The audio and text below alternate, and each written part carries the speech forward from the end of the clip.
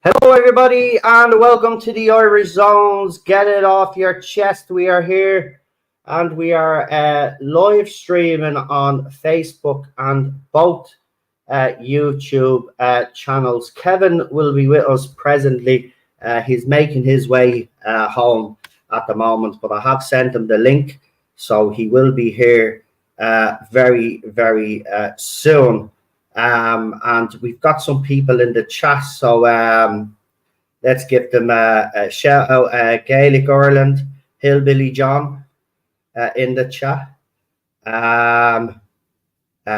Refuse Nick Sean in the chat. Letitia in the chat as well. Frank is also in the chat.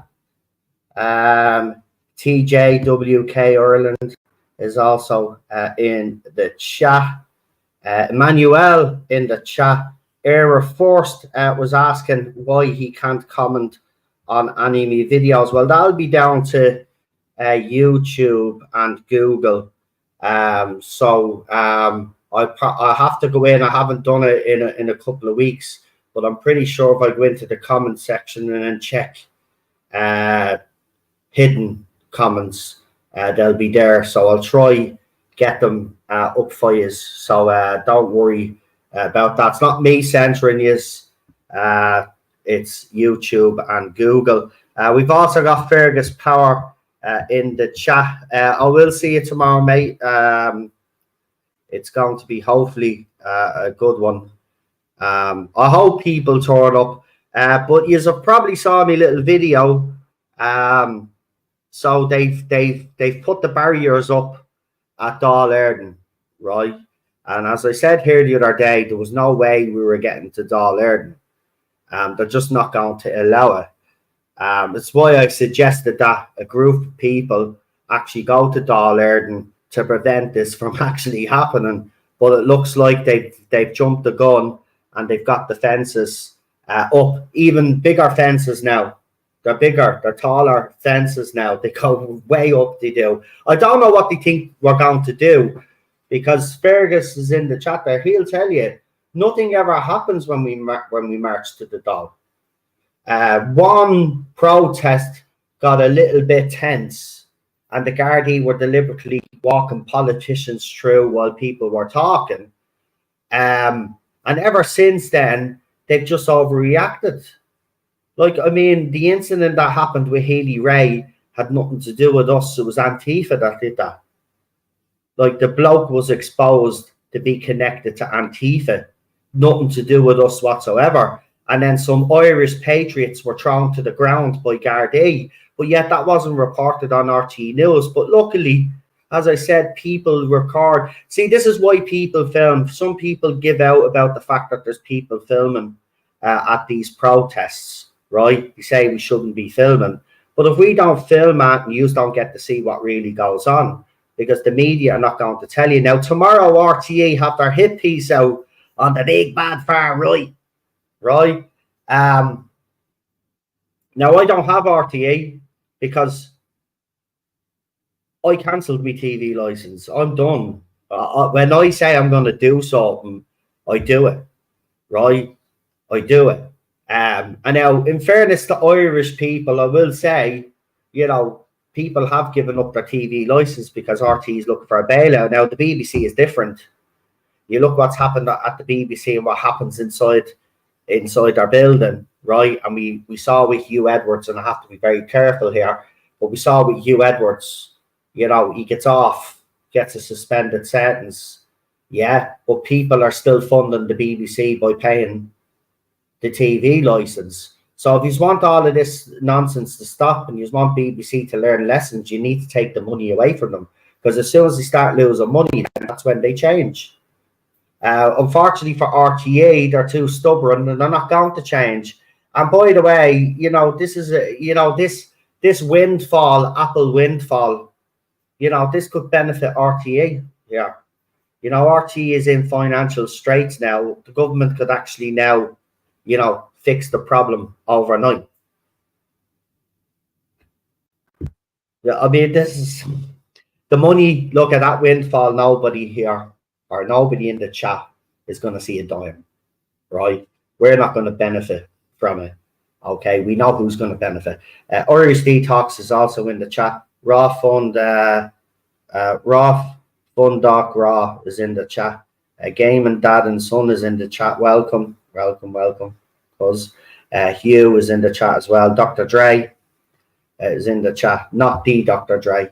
Of course, talking about rappers, Puff Daddy or P Diddy, whatever you want to call him, he's going to squeal, isn't he? He's either going to squeal or he's going to Jeffrey Epstein. That's all I'll say on that. Lorna is also in the chat as well. Nice to see you. And as I said, Frank is there as well. Kevin will be with me presently. As I said, he's on his way home because Kevin, Era First, also is in the chat because he's a busy man. Selena is also in the chat. Europa the Pirate Twin 3 is in the chat as well. Welcome. Nice to see you. And I think that's everybody. I think I've gotten everybody now.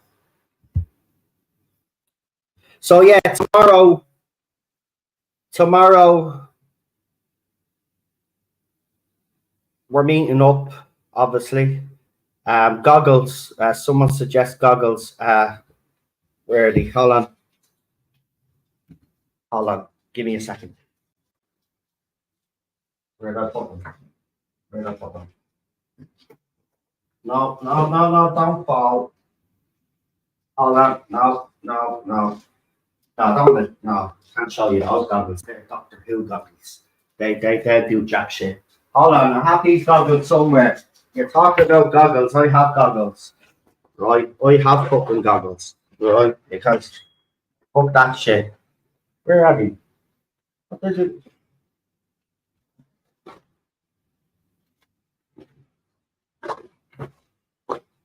Oh, dude. I'm a fucking tick. There's Kevin now, anyway. But there's me goggles. I have me goggles. Look.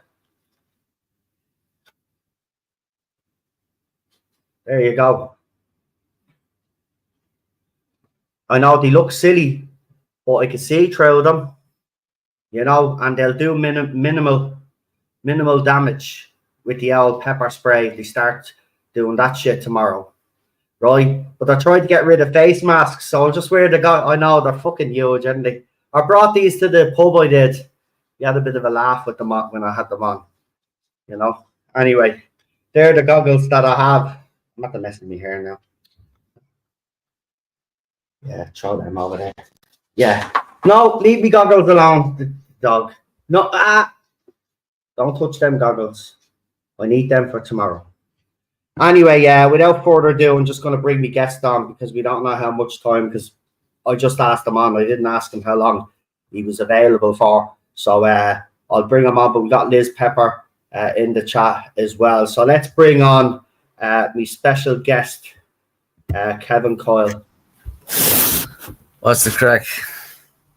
Oh, you're not. Do you know what I said? This time I'll go on camera because Kevin was on camera the last time he was on, and this time now we're not on camera. Fucking great! I couldn't have worked out better. Anyway, before we get in, because I do want to. What a way to start the fucking stream! Well, anyway, before we get into the nitty gritty of yourself, I just want to, because I saw something today, and I do think it needs to be addressed, and I think you know what I'm gonna say, but there seems to be a bit of are the people getting involved in who should run in your constituency, and I will say it out straight. Derek Bly from Ireland first put up a post, and then obviously you commented, and then other people commented underneath it. Now it's clear, and I'll say this, you don't have to say this, it's clear that you were sabotaged during the local elections. And I honestly believe that we'd be sitting here talking to Councillor Kevin Coyle. But we're not. Right? But we're not, because ego or whatever it is, sabotage, whatever you want to call it, there are people running in your constituency who, quite frankly, are not going to get the vote. But you were 70 votes away from winning a local election seat to be a councillor of your area. Now, you said you're willing, because I want to get this out of the way. You're willing to meet with any of these other candidates to iron out whatever the issues are. Yes. Yeah, 100%. And we've always said it that be happy to meet any of them. Now, personally speaking, and this is just me speaking, I think you're the best candidate, to be quite honest with you. If you came that close, then clearly you are the best candidate. So this is why I wanted to bring you on. This is why I wanted to set this stream up this way. So, because I wanted to bring you on, because I think it is important that people, because the last time I had you on, I talked too much. And after this, I promise you, I'm going to keep my mouth shut and let you do all the talking. But the last time we got you on, we only touched on a few of the things, and you didn't go into detail, but you said the next time you were on, you were going to do that. So where would you like to start? The last time we spoke was the Monday night of the riots. The riots was only at the kicking off, remember? Yeah. It was that week. So we're kind of fucking rushing around to get back down and do whatever needed to be done, like, do you know what I mean? But I'm not being big headed on that, but I tend to agree. That's why I put the post up on Twitter as well, saying, there's no question it was the best choice, like, you know what I mean? It was the obvious choice. And if I had to just pick two, I'd probably boil it down to me and Michael Buck, to be honest with you. You know, like Brian Garrigan, nothing against him, like him, he's a nice man. Ran in the last general election, got a handful of votes. Ran in the local elections, got a handful of votes. Like, he's just taking votes off people. Paul Fitzsimons, like, ran in Ongar, Blanchardstown, total different side of the city. Got a few hundred votes, came nowhere near getting elected. Now he's chancing his arm in this constituency. Like, I know his family is from Donamead, I think, but like, just try again in Ongar or Blanchardstown or do something, do you know what I mean? Now, who else is that? Michael Buck, like I said. And then you want Dermot, the Irish Freedom Party, well, the former Irish Freedom Party fella. When he put that out on Twitter saying that he was leaving the IFP, I actually commented underneath and I was glad to see you leaving because I actually like him. I says, be happy to meet you. I see you're running as an independent in the same area as me. I said, I'd be happy to meet you now about that. And he said, yeah, I'll get back to you. Never did. Like, I'm happy to meet anybody. I'm happy to even meet Lefty come try to chat to try and sway them. I'm to sit down with anyone and talk with anybody. But, do you know what I mean? It's just like you said to me the other day, you seen the way we were silenced at that big protest that time. I mean, it's like of having only got the establishment and government against me. I have my own people against me as well. And for what reason, I do not know. Because I've only ever had the back. Like, hence why I ran to stick up for them. Do you know what I mean? Well, You know what? I wouldn't, if you had said to me, if I hadn't witnessed it, you know, and you said to me that you are being censored by some nationalists out there, I would have said you're crazy. That's not happening. But I saw it that night, and I wasn't the only one. We were with a group of people who I won't mention because respect their privacy. But I saw it, and I was like, "What the hell is going on here?" I mean, he's running in this area. He should be the first person up to speak anyway. Yeah. That's like there's a lot of people that are not happy at that as well. You know what I mean? As you said, the group of people we were with, they weren't best pleased at all. They wanted to go up and take the microphone as well. I said, no, look, just leave it. I know where I stand with those certain people, and in the end, it was them same people that sabotaged me. Do you know what I mean? Fergus is right there, and that's the truth. That's why I like you. That nobody can actually control you. You speak your mind, you know, and you got out. Listen, even during the locals. I mean, you actually appreciate went that, Fred, met travelers. You met other people, as you said, in your constituency while you are canvassing, and you are actually trying to help people, even though you are canvassing. You are actually helping people in the area, or trying to help them and highlight stuff. I mean, it doesn't bode well that someone on the ground like you is being sabotaged, though, does it? No, but like I said, like Ferg said as well, like I can't be controlled. Like nobody can tell me what to do or say or whatever. Like I'm my own man, and like that's why a lot of people like me, or also why a lot of people hate me, because whether you're a friend or a foe, I see you doing wrong, I'm going to call you out on it, absolutely, because we don't have time for that. We need real people in the door. We don't need more backstabbers and snaky cunts that are only going to look after their friends and whatever. Do you get me? That's it. We need real people. And like I said, it was them people in the end who sabotaged me. Well, let's actually talk about if you do get elected in the general election, or obviously you're here to try win over people that may not have voted for you the first time round. So where would you like to start on your whole, because you have actually set out a plan. You've gone into detail as well on X. But for people that are not here on YouTube, would you like to talk about some of the things that you would do if elected into your constituency? I wouldn't.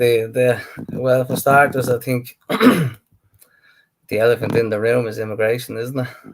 Like, do you know what I mean? So everybody wants to put a stop to it, and that's all I do. Would be another body in the door as opposition to fight up against it. Like, because let's be realistic, I myself am not going to change things. Do you know what I mean? All on my own, but I'm another body towards trying to change things. And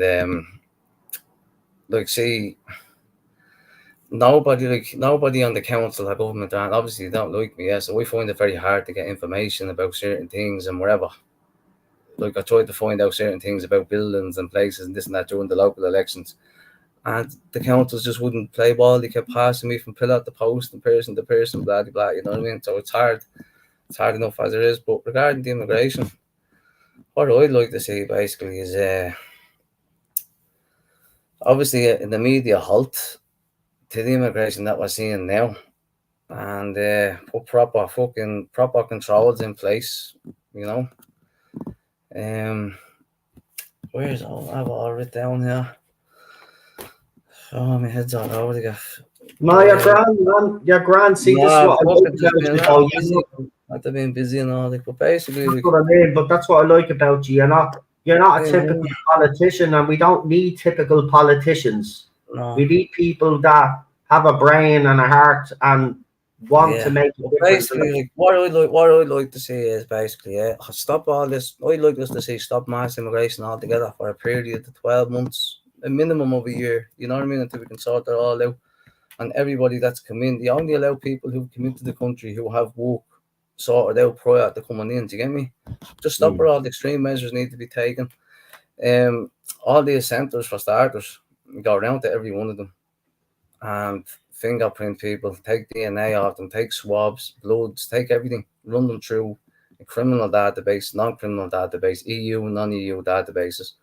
Whoever have criminal backgrounds, gone, see you later. Whoever is wanted, gone, see you later. Separate the single men from the families. Listen, I'm not against women and children coming to this country, right? But they can't be prioritised ahead of our own people. Do you know what I mean? I'm against the Yeah. vast number of single males coming into the country. It's just not right. It's just not on. So that's what they would separate the single males from the families, and then they'll deport the single males, and then they'll put the families onto some sort of a list or some sort of emergency accommodation, but not ahead of our own people. That's eventually what I'd like to do, and establish some sort of system that, in the long term, where there's no homeless people. Obviously, everybody would like that eventually. Like, do you get me? But any males that are coming in here, I just tell them straight up, look, at Irish single males don't stand a chance in this country. So unfortunately, you're gonna have to be turned around. You know what I mean? Women and children, yeah, come in, no problem, but you're gonna be put on a list for emergency accommodation. You're not getting it ahead of our own. Like, extreme measures need to be taken. I think, like, that's it. Go around to every single centre and every single person who's come into this country in the last 5 years and check background, check every single one of them. And whoever's wanted, or whoever has a serious criminal history, gone, goodbye, see you later. Whoever's here to better their life, yeah, you can stay here and better your life all you want, but you won't be prioritised for housing, for healthcare, for anything at all ahead of our own. How far would you go back, Kevin? I just want to ask that one question. 2020, on the whole, go back 5 years, 4 years, nearly 5 years. Go back to 2020 when we were all in extreme lockdown. I believe that's when the vast majority of these places were planted. That's what I believe. Last 5 years, 4 years, 2020. Now, it's going to be hard to get them all. Every single person who's come into the country, it'll be very hard to get them all. But like I said, even the ones that are in these centres now, check them. Whoever's wanted, good luck. See you later. We have enough criminals in this country already of our own. Like, you know what I mean? We can't be just letting. Like, look what happened today. yeah, The fella just picking the child up, walking out, and the guard and the court's protecting him. yeah. Oh, he's been named now. Yeah, only until Gavin Pepper went to court today. Yeah, and seen yeah. named. Do you know what I mean? Like, and we saw the name, yeah, and we not again. But the fact that they say because of the current climate in this country, that's absolutely disgraceful. They've created the current climate in this country by the cover-ups, and not telling the truth. This is why we're angry. It's because the media. Your job as a journalist is to tell the truth, right? Not tell us what you think we should know, right? You should be telling us everything. But they're not telling us nothing. No, that's why you see me. Like, anytime I see mainstream media, I give them hell. Yeah. Anytime I see them, because basically they're complicit in it all. I always say to them, how many people have they contributed towards killing with their lies about vaccines and all. So immigration is the top one.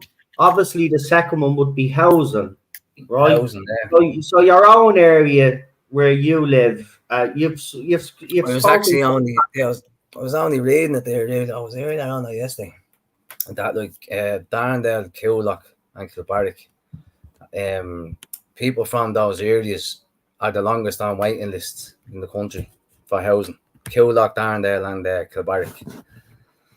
Like, you know what I mean? It's the amount of housing. Like, now you want to see, like, the amount of apartments that are getting built across there in the Malahide Road. You know what I mean? The amount of them down in Clongriffin, everything, like all these houses, but they have none for the Irish people.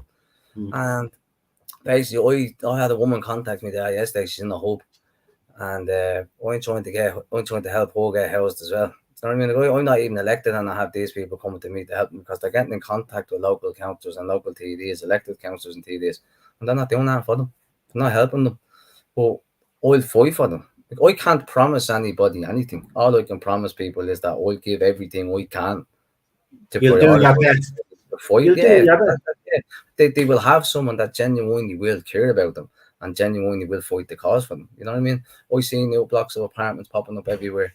I bring it over and I'll say, yeah, right, do you want one of them? Yeah, right, no problem. I'll fight to get you one of them. And I'll make sure. There's too many people have been told that, too many foreigners, right, are coming into these hubs after Irish people, and they're going before them. They're building a big hub in Cork Street, believe it or not, Dublin 8 area. I grew up in that area. If one of those hubs go up there, it's game over for that area. Cork Street has been screaming out for a hub, but not for these people, for our own. It's absolutely disgusting. But I want to focus on your constituents, your area, because it's obviously the people. As you know, my area is one of probably the most deprived areas in the country. Like probably, definitely top 5, probably even pushing top 3 deprived areas in this country. Like, and we're just being left to rot. You know what I mean? Like the amount of people around here that are on waiting lists between 10 and 15 years for housing, it's fucking mental. And it seems everyone we talk to that are on the waiting list that is in the whole bodies, how long do you want it? 10 years? How long do you want it? 12 years? In some extreme cases, how long do you want it? 16 years? What? 17 years? Yeah, fuck off. Like how can you be waiting to go to 20 years for housing? How? It's not right. And we promise people that we'll fight to get this housing. 100%.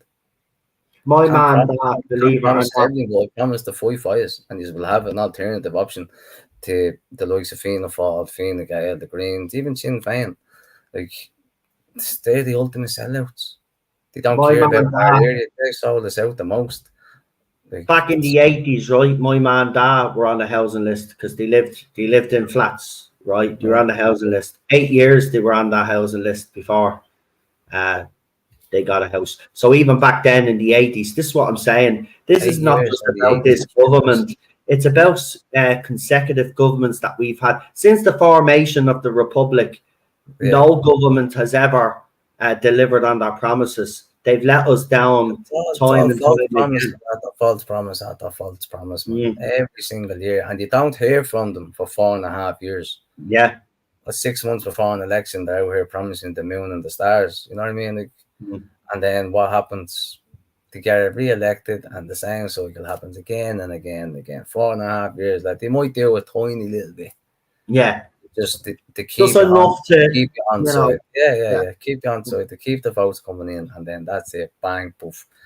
Like, it's ridiculous, you know what I mean? But regarding the housing situation, like, what we need, I don't mean to sound a bit leftish here, like, because you see all these lefty cunts saying it all the time, right?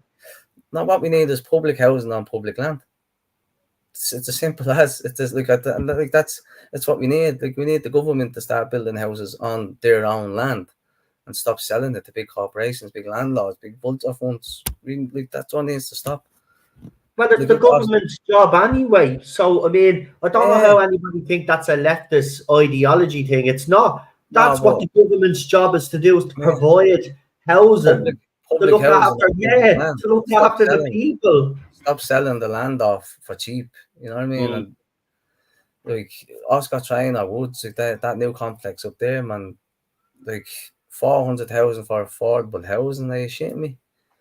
Do you know what I mean? Like, it's ridiculous. Same happened down in Balgriffin, or down in Belcamp College there, across from the graveyard. I think it was like 140 properties or something I built over there. 130 of them went to a vulture fund, 10 went to social housing, and now the rents over there are between 3,000 and 3,500 quid a month for a 3-4 bedroom house over there. Like, it needs to stop, man. We're all being priced out of housing. You can't even rent. Like, Daft and Rent.ie have been told to prioritise non-nationals. I've seen a couple of things myself where emails have been sent to say, like, I get accepted for a house for $2,000 a month. That gets sent off to the council. The council's contacting the landlord saying, instead of taking the $2,000 for Kevin, do you want $4,000 a month for Mohammed? Like, what? Do you know what I mean? These things are happening. Take the $4,000. Yeah, absolutely. And people think these things are not happening. They are. It's ridiculous. And unless everybody stands up, man, and just votes them out, vote new blood in, even if it's not me who gets voted in, just vote someone who's on our side in. Preferably, I'd like it to be me, yeah, absolutely. But I just think... Well, let's convince people that it is you they give the vote. No, I just think, like, the life I've lived, I think I've been through the trenches, I've been through the wars, and I don't think I'd be swallowed up by it at all. I don't think I'd be afraid. I don't think I'd be nervous or anxious or nothing. Like, I think I'd embrace it. And I think none of them would intimidate me. Like, it's just, I don't think the job would be too big for me, basically. And I think it would be for a lot of these other people, just because of, like I said, the life I've lived, the background of I have. I'm not proud of it, but it's the way I grew up, you know what I mean? And it's made me the man I am today. Like the shit I've taken over the last 3-4 years, I just think I'm a cut above the rest, and I won't fold under pressure. I won't bend. These will not break me. They're trying their utmost best. They're trying everything they can to break me these last 3-4 years, and it's just bouncing on me, bump, bump, bump. Because But the youth, I wanted, because you brought up your own childhood, right? And I know the youth are actually dear to your heart, believe it or not. 100%. I've been itching to get this out for ages. But the youth, you have plans to help, to obviously help your local area as soon as you get in. You've set out a plan.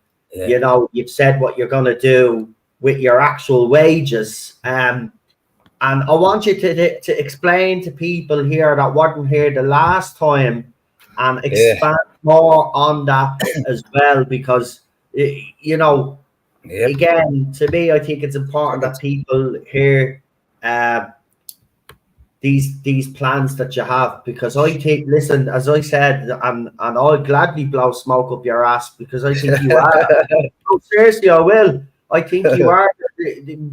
The way, your way of thinking is something that we haven't seen in Irish politics before, and I'm very intrigued by it.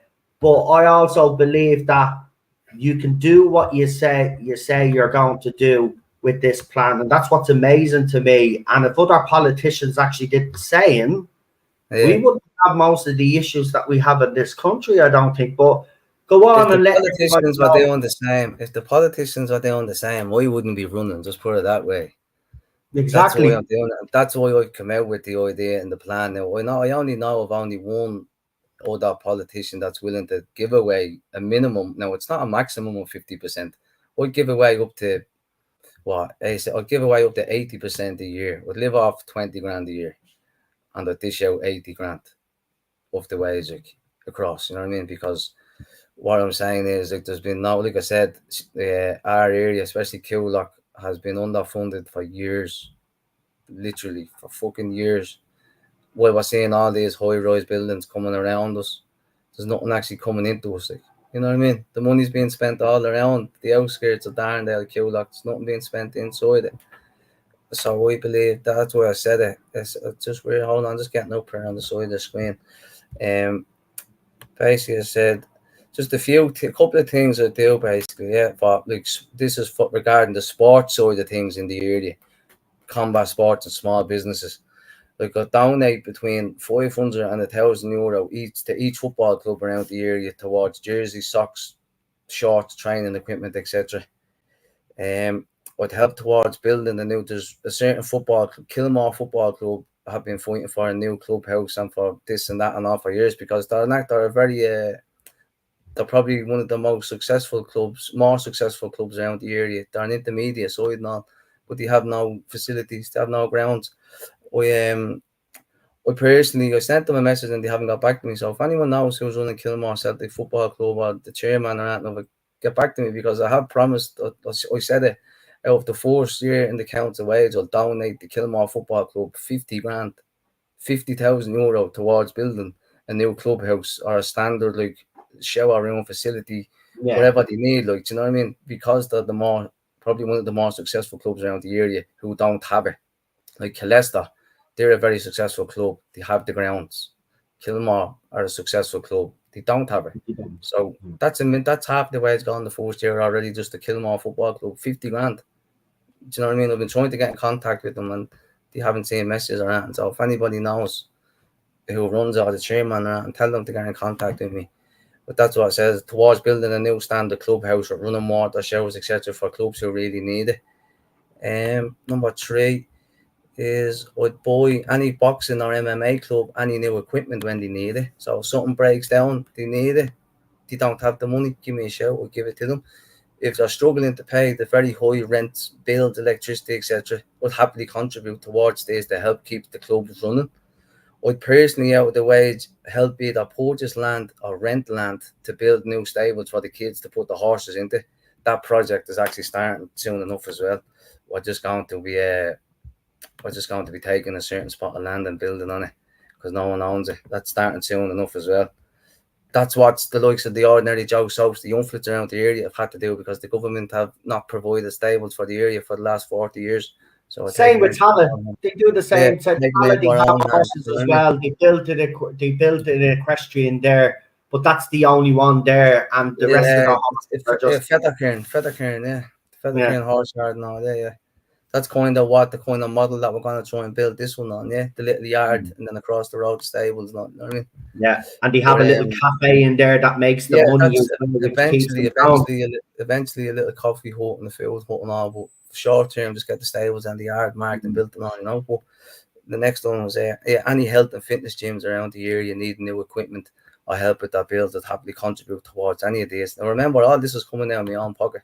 Allow the wage, like it's your money going back into your area. It's your tax money which is paying my wage, which will go back into your area. It's not going into my pocket. Exactly. Any small businesses need investing in would sit down and talk with you. Explain to me your ambitions and your goals and future plans for your business. And if we can agree it has potential to grow, we'd happily give you a once-off donation to help your business grow off the ground. As long as I know it's not nothing bogey, that's why I said I'd sit down with you, and if we agree that it has potential to grow, we'd happily give you a once-off donation to help you. And the last one, where is it? I keep getting notifications. We'll be looking at the cost to build a new this is one. We will be looking at cost to build a new small pop-in centre for kids with disabilities also to help take the pressure off mothers and fathers and give them a bit of a break for a couple of hours when needed. And then I just go on to say, trust me when I tell you this, I'm not in this for the money. I'm in this to better our communities for the kids now and the future generations to come. And I don't care I don't care what you think of me personally. Yeah, I really don't care about that, right? But at the end of the day, your kids, your grandkids, and your great grandkids, the future generations to come will benefit from me being elected to this area, and that's a fact. And that's what it's all about: making sure they have the best chance at life and making sure they have everything they need within their own area. So that's just a small few things that I do regarding the But sports club. again, I like the way you've focused on community. You're focusing on small businesses. You're even focusing on people that are ambitious enough to even consider starting up a business. You know, you are right. Listen, I obviously I grew up on the south side, but I hung out on the north side. I think it was the same with some north siders that come over to the south side, but like I it's wasn't one of them. Now I didn't venture over that sort until later on in life. did you not? All right, but Not I until did. later on. I love Coolock. I love the Coolock area. My man, dad's school friends live in Coolock, and you It's a know, great community. It's a great area it to live in. is. You know what I It mean? Like, is. that's why I'm I love saying it. Coolock. I really do. If you I'd give move them to if you give them what you need, if you give us what we need and what we want in the area, like this area will thrive. This area will be looked at yeah. like Hope and like Sutton and Bay. Like, it won't be like Darndale. I'm not going to Darndale. Do you know what I mean? But like in years to come, that's what I want. I want it to flourish. I want to put money in. And like it'd be a minimum if I got elected, it'd be a minimum of 250 grand, probably 300 grand out of the own council wage going back into the area to keep all that shit running. And if it was a long term, if I was lucky enough to get elected and stay elected until my 50s, like I'll be putting €1 million out of the own money into it, like over €1 million out of my own wage, like back into the community, because it's not about money, it's about the area, it's about future generations. That's why I'm ultimately running, because I've That'd seen be the some state. legacy to leave behind. I mean, Yeah, like that's what I'm saying. mean, If I could, Larry O'Toole lasted 25 years. He didn't leave the area a cent or nothing to remember him by. Like, do you know what I mean? Like, if I was lucky enough to last that long, I'd be pumping 1.2, 1.3 million of my own money back into the area. I'd be building little fucking centres around. I'd be keeping the football clubs running. I'd be yeah. keeping the boxing clubs running. I'd be helping small businesses get up off the ground and grow. Sense of community, and that's what I want, man. You know, like it's just I care, I genuinely care, and like I said, I keep saying I don't care what people think of me. Think of your kids, think of your grandkids, think of your great grandkids, think of the future they'll have if I'm elected to this area. Don't think of me. I know he's a yoke from the past. I don't care about my past. I don't care. Well, I do care about it, but you shouldn't care about it because. Do you know Well, what I I mean? don't care about your past because the No, I simple don't mean reason you in general. Like just is that, hypothetically yeah, but speaking, in people in general, the area. nobody You know should, what I mean? all That right, because everybody people that has only past. know me and remember me from years ago and what I've done, it's been a little mess. You know what I mean? Acting the bollocks, like being a child growing up in Darndale. What else did you do? You know what I mean? But I'm a father now, and that's all I want to do. I want to make sure the future in the area is better for her and safe for her. Same way it was safe for me growing up. And many kids like them. That's it. If the government and local TDs and councils were doing their job, I wouldn't be sitting here talking to you now. I I wouldn't know be you running would. in local elections. I wouldn't be sitting in like Yeah, planning on running in general elections. Like I just wouldn't. You know what I mean? But it's not only like housing and immigration, like it's healthcare as well. Like yeah, the mental health in this country is a joke. I suffered it myself, like the hand of the system. My cousin as well, 20-year-old, told the doctor that he was gonna kill himself if he left the hospital. They let him leave. And 2 days later he was found dead. Do you know what I mean? I've seen women cry on the floor, like to doctors saying, I can't cope, and then they're not doing nothing. Like my mother, my own brother has Huntington's disease, right? And he's dying, he's receiving palliative care at home, kind of end life care at home, right? And he's had his tube, gets fed through a tube, yeah. And my man lives literally at the back of Balmount Hospital, 10 minutes away, 5 minutes away, Balmount Hospital, right? But she's in her 60s and she's a small woman, and no one's there to help her, right? She was left waiting. The tube came out of him. Now, once that tube comes out, you only have a couple of hours before the hole covers back up and all, right? right. He was left waiting. They were left waiting 6 hours on an ambulance. 6 hours, and my ma lives right at the back of the hospital. And then when they got to the hospital, right, he was left sitting in A&E for 18 hours. 24 hours after the hole for the tube had closed back up. Now he could have died. He could have died sitting in A&E there. Like that's an emergency surgical procedure, and they left him sitting there for 6 hours, waiting on an ambulance. My ma can't carry him. My brother, he's 6'5". Now there's nothing to him, like to get me, but my ma can't carry him out to the garden for a taxi or anything. Like had to wait for an ambulance. 6 hours and then 18 hours in the A&E. Like, and then all because of this now we won't go back to hospital. Do you know what I mean? He's like, no. Basically telling me ma he just wants to die in his bedroom and all. Like, do you know what I mean? Because the state of the healthcare in this fucking system in this country, like, and that's just one instance. Look at like, I don't even like speaking about this because I haven't looked into it too much, but I do want to. The scoliosis thing and all, like, do you know what I mean? All the kids with scoliosis out there, and the government are not doing nothing about it. They're pumping money into everything for helping our own kids. The child that was taken off the list today, did you see the yoga I put up? There was a child that was taken off the waiting list, and then Stephen Donnelly is looking for approval from cabinet tomorrow to start bringing kids over here from Gaza to help them who've been injured over there, to help them. And we have nothing against kids being helped, of course not, Jesus Christ, but help our own. Don't be taking our kids off waiting lists and not telling their parents and then flying in kids from other countries to help them. Do you know what I mean? The Yeah, healthcare system in the country is a joke, man, and it is. Like that's why, like, I want to go out. Like, I'm not going to go out, like, but I want to get stuck into that thing with the scoliosis. I get stuck into the excess deaths as well, COVID and all as well, because not enough people know. It's 21,000 excess deaths in this country. Where have they come from? You know what I mean? The school curriculum is another important one to me. I always say, like, my girl's name is Danny Bow. There's her name there, Danny Bow. I don't want her going to school, coming home and telling me she wants to be Danny Boy. And see that oh, reaction? See that reaction? No, that's the exact same reaction I get off everyone I say that to. Fergus Power gave me the same reaction. Robbie Marr has given me the same reaction. Everyone, because it's true. Don't want it to happen, and it is like they see the thing that Jana London put up today. yeah, brilliant. She was. She's brilliant, man. She doesn't get enough credit. I have to be No, honest. I've been around for a But while. she, Never have, yeah.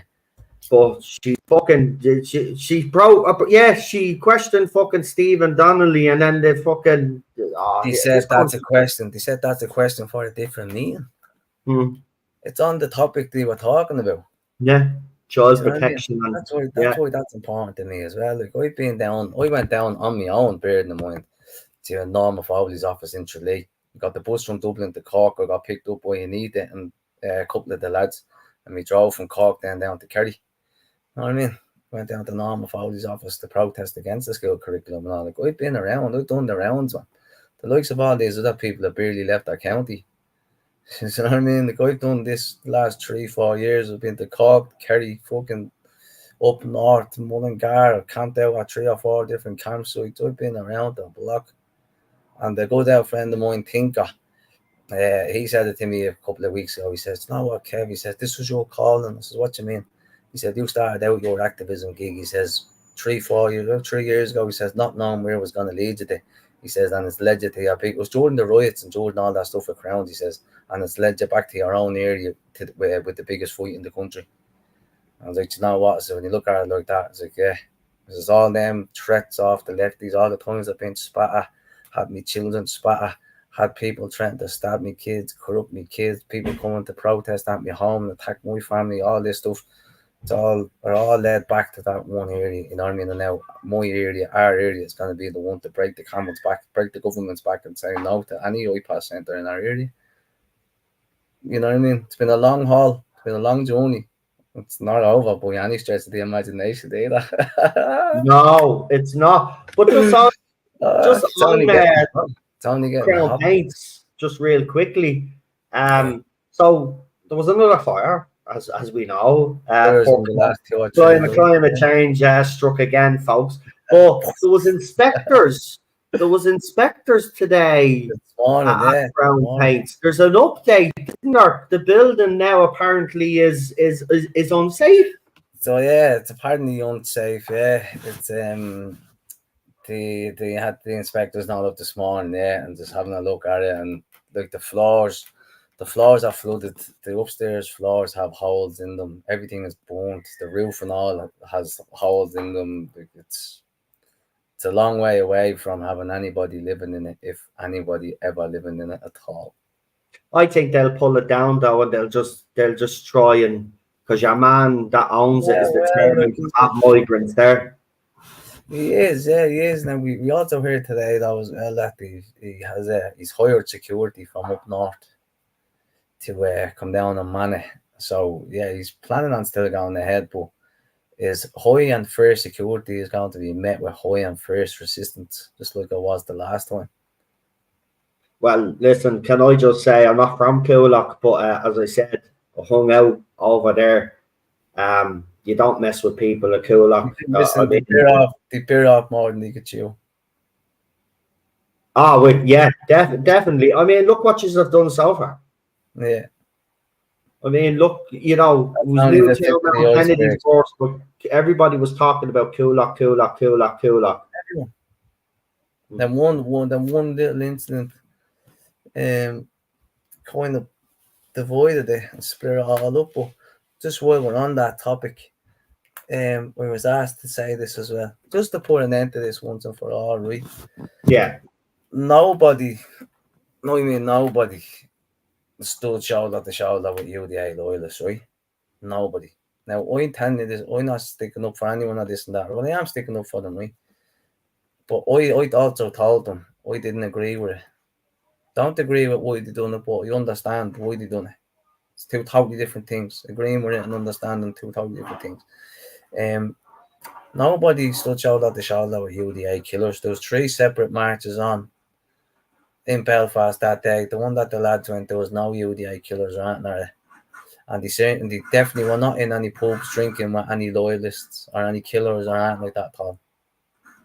That's the end of it. They were home by 5 o'clock that day. Before any trouble started, the lads that went up were backing off. The trouble was nothing got to do with them. They weren't involved with it, and they weren't drinking in any pubs, and they weren't shaking hands or standing shoulder to shoulder with any UDA loyalists. So no matter what people before profit, Conor Reddy and your man Bernard Mulvaney are going around handing in leaflets in the doors in Coyle and all. Just, I'm sure most of the people done it already. I heard that they jumped out of a van, tried to hand a few of the leaflets into a pub, and they were ran out of the pub, chased back out of the pub. You know what I mean? So I'm sure everybody just got rid of the leaflets anyway. But paying no heed to them, paying no attention to them. This is why they're doing it, because Coyle are going to break the government's back, and they don't want that. People before profit want control of Coyle. People before profit want open borders. They want to sexualise your children. They want everything. They want to house Irish, or they want to house non-nationals before Irish people. Like, people before profit are probably the worst party you can vote for out there. They fear Coyle, they fear me, they fear the Coyle movement as a whole.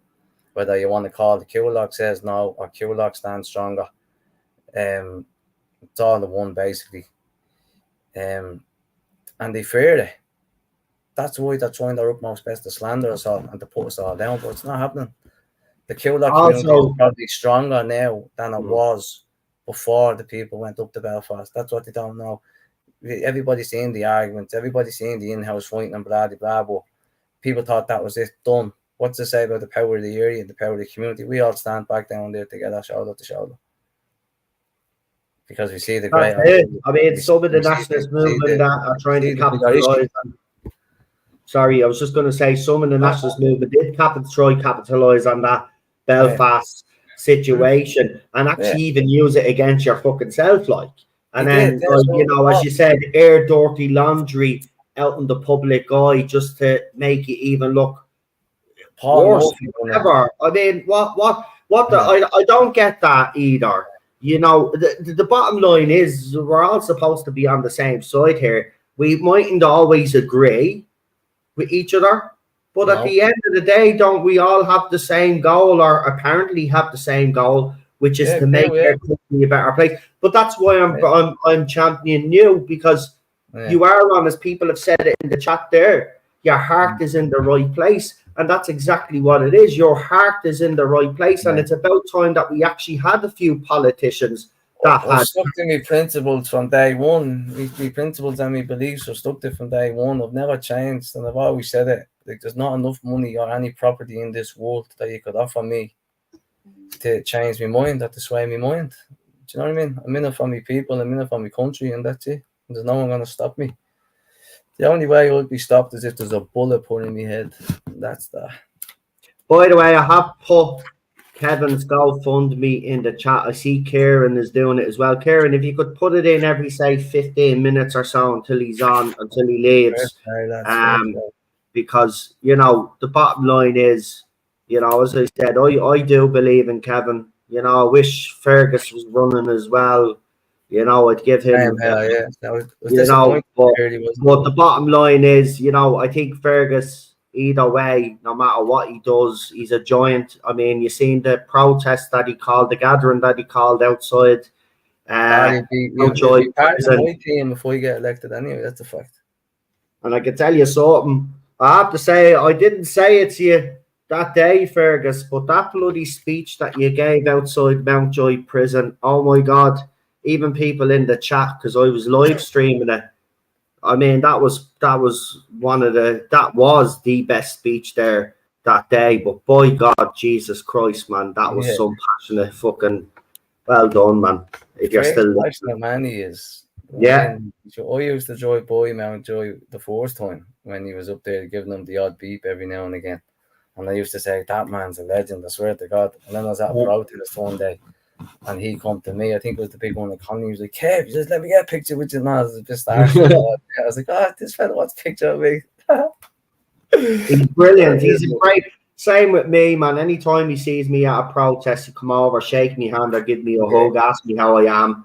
He's a lovely man, he is. And people don't give, you know, he does a lot, and he gets a lot of stick. But I just want, you know what actually disturbed me there when you told me that you were spit at, your kids were spit at, and you've been sent all threats and everything. Yeah. The left, look, the only reason why I bring it up is because the left call us toxic, and tomorrow there's a hit piece on our marching and protesting. I'm all over it. Yeah. I was all over the last one as well, with the school books and the libraries and all there. It looks like they have the faces blurred out though. But Andy Quirk was saying the way they filmed it, the way they edited it, it's to make us look bad. But we knew that anyway. It was a hit. Yeah, it was the same with the last one now, with the books and all, Andy and Ross and all. I was in it as well. They had loads of people's faces blurred out on that, but then they didn't have mine, Andy's or Ross's or anything. You know what I mean? But I commented underneath it last night. I said, it should be interesting, Barry. And then he fucking liked the comment and all he did. Yeah, snake, slimy little cunt. He tried to follow Fergus tonight. Fergus put up a post. He Did tried he? to follow Fergus. He followed Fergus the night before it drops. No way. Yeah. Dirty Yeah. little bastard. Should be Little fun, though. Should cheeky be little interesting. wanker. Should Oh, be I tell interesting. you, it's gonna be funny. I don't have RTA, so I'm gonna have to. I think I can watch. Someone said I can watch it on the iPlayer. I hope I can. RTE, yeah, you can watch on the RTE player, yeah. Yeah, so I'll watch it on that because It's I'm not. I don't have isn't it? but that'll be fascinating. It'll just be because we know the media lie. I just want to see how they frame it all. It'll be interesting to see how corrupt they actually are. But fucking hilarious. Imagine that. Yeah, that's it. Andy from Damo and Ivor. Yeah, he worked for RTA, but as I keep telling you, don't be Yeah. fella. Yeah, he Damo and Ivor. He's Damo and Ivor. Andy Quirk is Damo and Ivor. Oh yeah.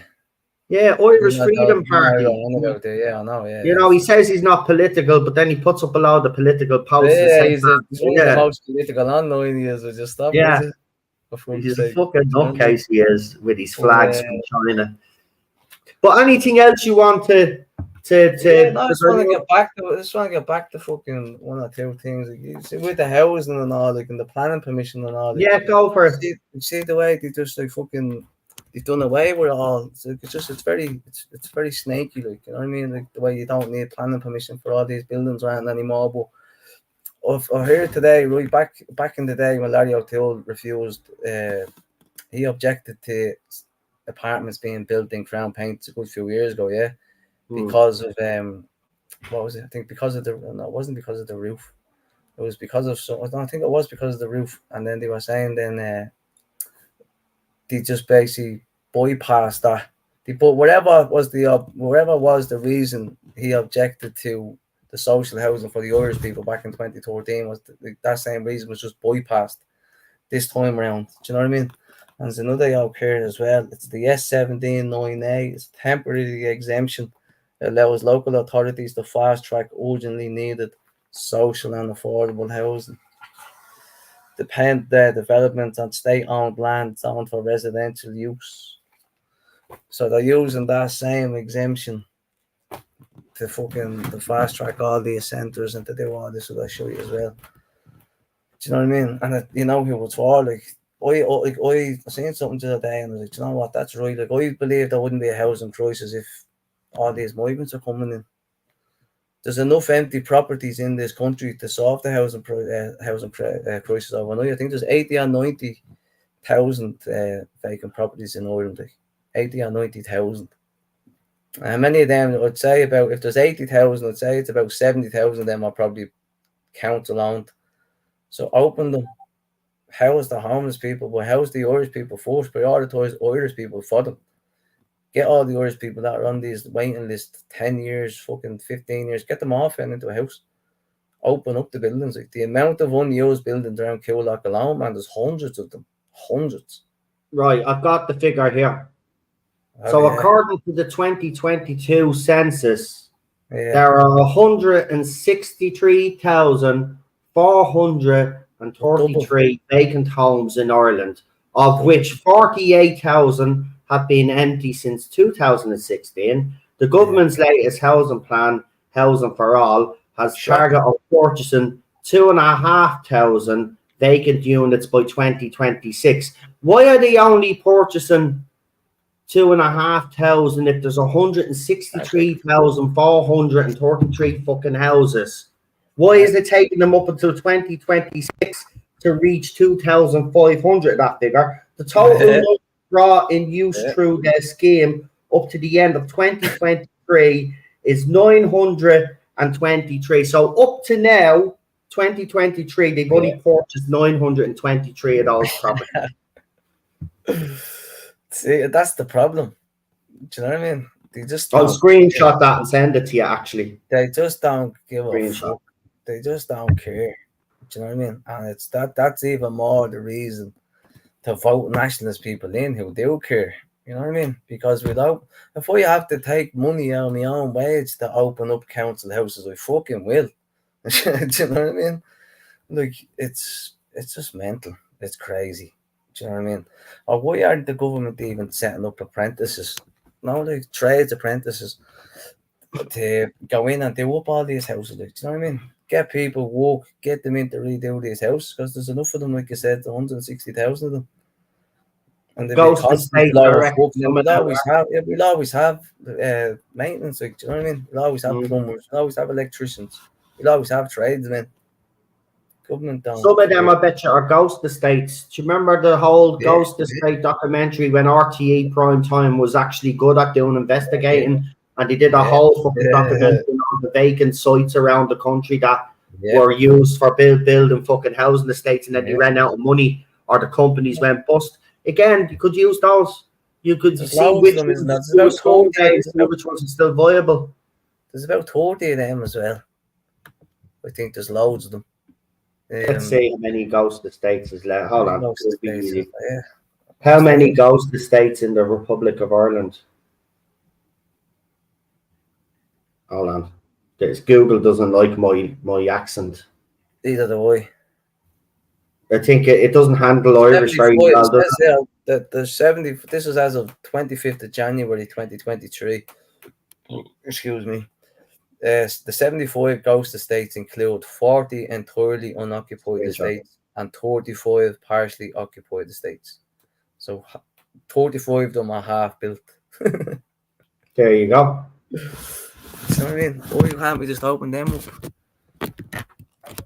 Well, I do know Makes a some of them difference, are doesn't it? built in That's the areas question where there behind was it, you no know? fucking access to fucking shops and fucking supermarkets, or they were out in the arsehole of nowhere. So mad that people are still take them. It's a roof over their head, isn't it? Mm. And we look at the amount of like the railway and all that's getting built now, and there's access to everywhere. Do you know what I mean? So open them up, get them in there, set up apprenticeships for tradesmen, and send them into all them ghost estates, and get them all done up. And put the I Irish in. agree. The youth in this country have been let down badly by the government, and they need to have something to look forward to in the future, don't they? Yeah, God, it's like not being funny. The youth is the future. I'm not the future, man. The youth is. We're not. Yeah. Like that's what we need to stop. Like, you know, when like I hate the argument. Oh well, look the amount of people leaving the country. Yeah, they're our youngest and they're our brightest that is leaving. Look what we're And we're getting in letting them return. go. Look what we're getting in return. The dregs of society. Like, so where does that argument even stand? Nowhere. Oh well, Irish are immigrating all over the world. Yeah, of course we are. Yeah, because there's nothing for us here at home. Like, young people will never be able to afford a home. They can't even afford to rent. Never mind buy. Like that. Like, so why would they stay here? The government has given them no options, like no incentives to stay here. Like, the price, like to say the yoke a couple of weeks ago, where the certain colleges are waiving the fees for Ukrainians. Well, yeah, so they're giving them free college courses, while Irish students are being plummeted into 5-6 figure debts for college. And not only that, Irish students actually missing out on places as well, because we've seen to see that one. Yeah. Because of the lottery of it, where yeah, a Ukrainian woman got what she wanted, exactly what she wanted. Like, come on, man! Like, how are people not seeing this population replacement? How are people not seeing it? Like, do not get it. Like, college courses going to non-nationals ahead of our own. Like, our own being left to die. Like, patients being taken off waiting list while the country are flying kids from other countries into this country to help them. Like, see them people start using them. Flying in Ukrainian pets as well. Let's not forget that. Don't even get me started, man. And then they fly home for Christmas and then fly home for medical care because apparently our medical system is a joke. Where's the 14 billion? Where's the 14 billion quid from Apple's tax going to go? Yeah, well, we won't see any of it. No, well, we should, because it's our money. It's the people's taxes. Where go, give it to it's the people's money, give it to them. Do you know what I mean? or throw it into the areas that have been left behind. Peace out, Ferg. Good night and God bless, brother. Good night. See you tomorrow if you're there. I know you're a Ferg. busy man, but if you're there tomorrow, I will see you tomorrow anyway, Ferg. And thanks for those. I can't be there tomorrow. I'm sure you're probably busy, man, with in your area. See, people understand, you know. Lost to do. So it's all good. I just want people to know that, like I said, don't vote for the establishment parties. Like, don't vote for Fianna Fáil, Fine Gael, the Green, Sinn Féin, People Before Profit, even Social Democrats and all them. Like, don't vote for Labour, don't vote for none of them, because they're all the same. Vote nationalist parties like Nationalist Party, Ireland First, Freedom Party, the Independents, vote whatever. Just don't vote. Like, if you're sick of things now, like, don't vote the same people in to be given out in a few years' time. Oh, the state of the place, blah blah. You had your chance. This is probably your last chance to save the country. Like, do you know what I mean? You're not voting our way out with this. Look, I tend to agree and not agree, really. Look, if we have enough people in the Dáil, anything they want to pass, we can just vote against, and they won't be able to. There's enough of us in there, man. Here's the problem that you have, right? If you don't vote, right, the left are going to vote, right, which means the other side are going to win by a landslide, right? Yeah. If you do vote, they're obviously still going to win. I mean, there's no denying that Fianna Fáil, Fine Gael are leading the next government for the next 5 years when the general election's over. It depends who they coalesce with. But nationalists, Sinn Féin are dead in the water. There's a void there that nationalists can fill. Now, if nationalists can agree to run in certain constituencies and not run, as you were saying earlier on, you know, there's certain people that are running in your constituency that, you know, the honourable thing to do would be to step back and let probably the best candidate has the best chance. I believe the best do myself and Michael Buck. Michael Buck is from just down the road. He ran in two separate constituencies, two separate LEAs. He ran in Clontarf and he ran in Donamead, and he came close to getting elected in Donamead. I think it is one of the Indians that got elected just knocked him out with a late flurry of transfers. So, and then you look at the rest of them. You went there. I think he done okay where he ran. I don't think he came anywhere near getting elected. Paul got nowhere near getting elected in Blanchardstown. Now he's coming over to a totally different side of the city. And then Brian Garrigan, like I said, ran in previous elections, always gets nowhere. He's not going to get anywhere now. So we just leave it down to me and Michael. You know yourself. Now the egos are not going to be dropped. People are not going to. You know, there's probably going to be more announced as well. Like, so we don't know. That's what I mean. If everybody was to sit down in a room and come up with a viable strategy for going forward for the general election, you could actually win. I said it yesterday, right? If the nationalists come together and target every single Sinn Féin seat in every constituency, they're the ones that are on the last legs. You will get them. But you need to come together and then run in their other constituencies as well. You may get one or two there, but you definitely have a good chance. If you go up against a Sinn Féin candidate anywhere, you have a chance of being elected. And if the nationalist side target the Shinners, target them. What I mean, because we all know Fianna Fáil, like I said, Fianna Fáil and Fine Gael are going to get in. It's whether who gets in with them. Will it be the Greens, or will it be Sinn Féin, or will it be, like say, well, they ruled out Sinn Féin, so either Social Democrats, Labour, the Greens, but I don't think they want the Greens in again. So if they can avoid working with the Greens, they will. They won't work with People Before Profit because they're too radical. So they'll either go, what's your man's fucking party? We have a very good chance. So they probably go with one of those parties. Listen, they'll coalesce with a bigger party. Right. But it will, like, I'm telling you, like, we have a great chance. Like, that's what you just said, man. Target the shinners. It's what we done in the local elections. You know what I mean? And we had success. Like, there was 4 of them that ran in my area. I kept 3 of them out. Like, do you know what I mean? And only 1 got in of a load of late transfers from a social democrat. You know what That's I what I mean? mean. So they're The all other, already working in the background since before the local elections. You know what I mean? Like the Soc Dames, Labour, People Before Profit, Sinn Féin. They're all working up their transfers and their strategies already. You know what I mean? As to where we're all separate. You know, like I'm just working on me.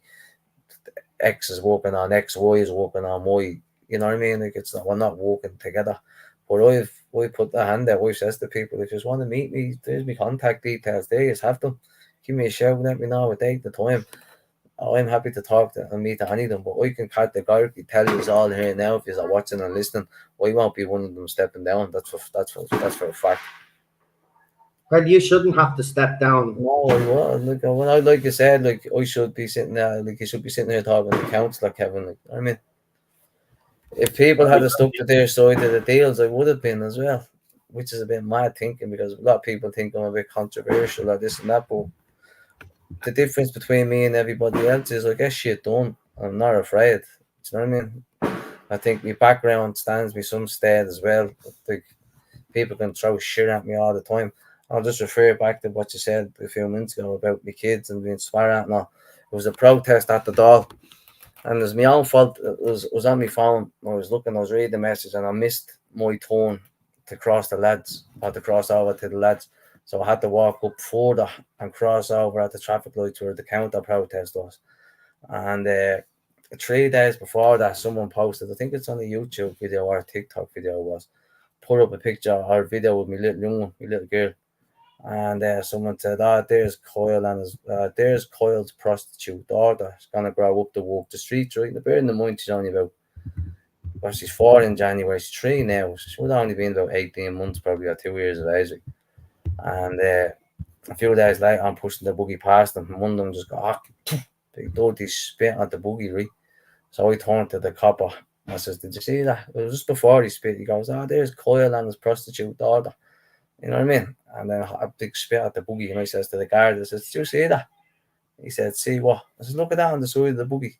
He goes, I didn't see anything. You know what I mean? I was like, it's dirty, smelly bastards.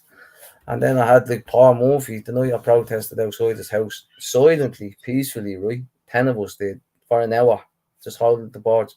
He shared that about me.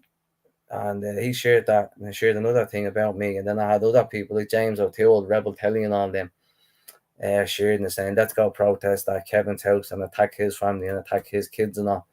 I've had other people tell me they're going to string my daughter up by the hair and cut her throat and all. Like, this is a 3-year-old child. Like, do you get me? And this is what I'm saying. I've had all this shit thrown at me. Like, I've had people follow me home. I've had cars sit outside my house. I've had mad shit, man. I've had guard and make up false charges against me. I've had everything. And then the left and the media report on the so-called big bad far right, and now we're the ones that promote violence, but it's the other way around, and it always has been the other way around. The left even stood up at Mountjoy, a couple of them, to try and antagonise us that were there outside Mountjoy. They're vulgar. That's all they do. They're disgusting. Like, they're vile people. Like, they are literally, like, they're the worst of the worst people. Like, you know what I mean? You just look at them and you can just tell, like, they're satanic, they're demonic, they're evil people. Like, you know what I mean? And, like, they call us fascists and this and that and blah, blah, blah. But, like, what's the definition of fascism? Like, what is it? Definition of fascism is trying to force a way of living or your ways onto somebody. Like, that's not what we're trying to do. That sounds more like the left, no? They're trying to force us to live the way they want to live, under their ideologies and their laws and their rules. We want us to live under our current ones. They want us to live under their life, under their rules, like, and they call us fascists, like. You know what I mean?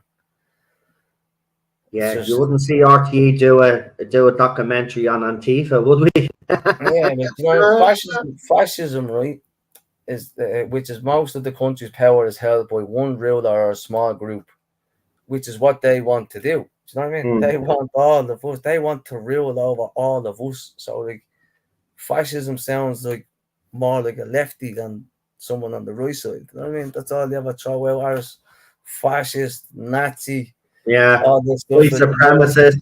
Yeah, why they go around supporting Ukraine, who are the biggest Nazi country in the world? Just fuck off, bar Germany, like,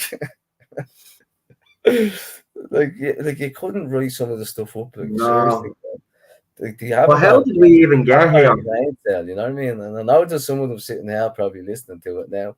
Do you know what I mean? Because they love me, don't just really love me, don't just they just hate to admit it, but they really love me.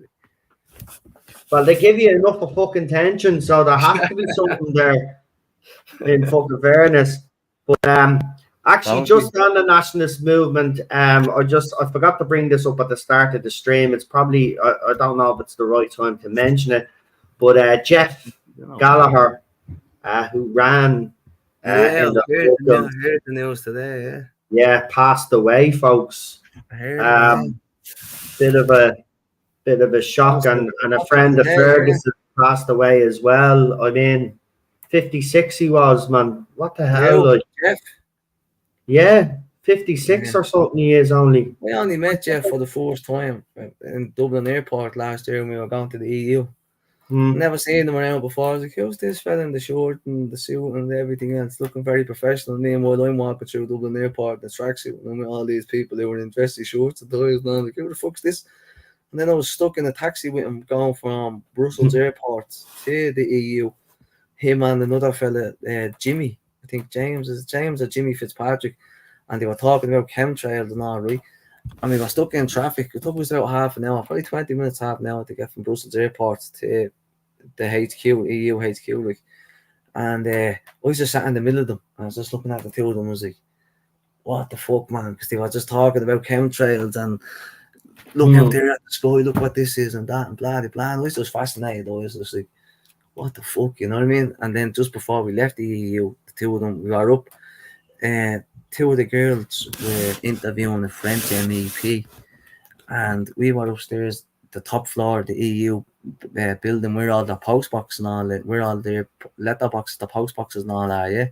And we just looks around and we see, there's Mick Wallace's post box, there's Claire Daly's post box, there's fucking everybody's like, no way. Contemplate taking them and all, yeah. I said, but cameras on all of them, yeah. You know what I mean? So you just be seeing, like, just dip that post, see if there's any money in them, you know what I mean? But Jimmy and Jeff, they were just sitting there talking, and they were like, you know why they're trying to attack Ireland and they're trying to smother Ireland? I was like, no, why? I said, enlighten me. I said, because you two seem like it's now is a shit. They were like, well, many months ago, Ireland was the most powerful country in the world, in the whole world. Like. And if you look at us on a global map, we're situated right in the middle. And he was like, where's your heart? And I was like, yeah, your heart's in the middle. Like. And he was like, yeah, and there's just 4 arteries in your heart. I was like, yeah. And he was like, there's 4 provinces of Ireland. He says, what happens if you shut down your heart, like your heart dies, you die, like. So if you shut down the 4 provinces of Ireland, meaning if you kill Ireland off, the rest of the world dies off with it. And ever since that, I was just like, wow. Makes sense as to why that's so concentrated on Ireland, why Ireland is the guinea pig for the rest of the world. They shut down Ireland, they shut down the 4 provinces, shut down your heart, shut down the 4 arteries, you die, shut down Ireland will die, the world dies with it. And I keep saying that to everyone. I'm just like, it makes sense. Totally makes sense. Like, if Ireland dies, the rest of the world die off with it, won't it? But the fighting Irish, the eyes are on us.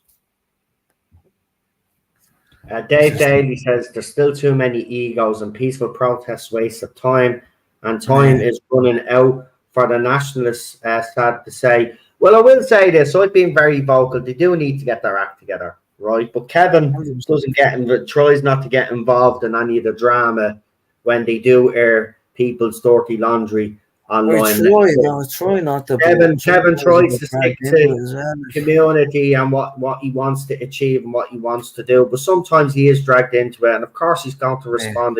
Apparently, especially if he's accused of something or That's just whatever. the way I am now. You know what I mean? It's the way I live.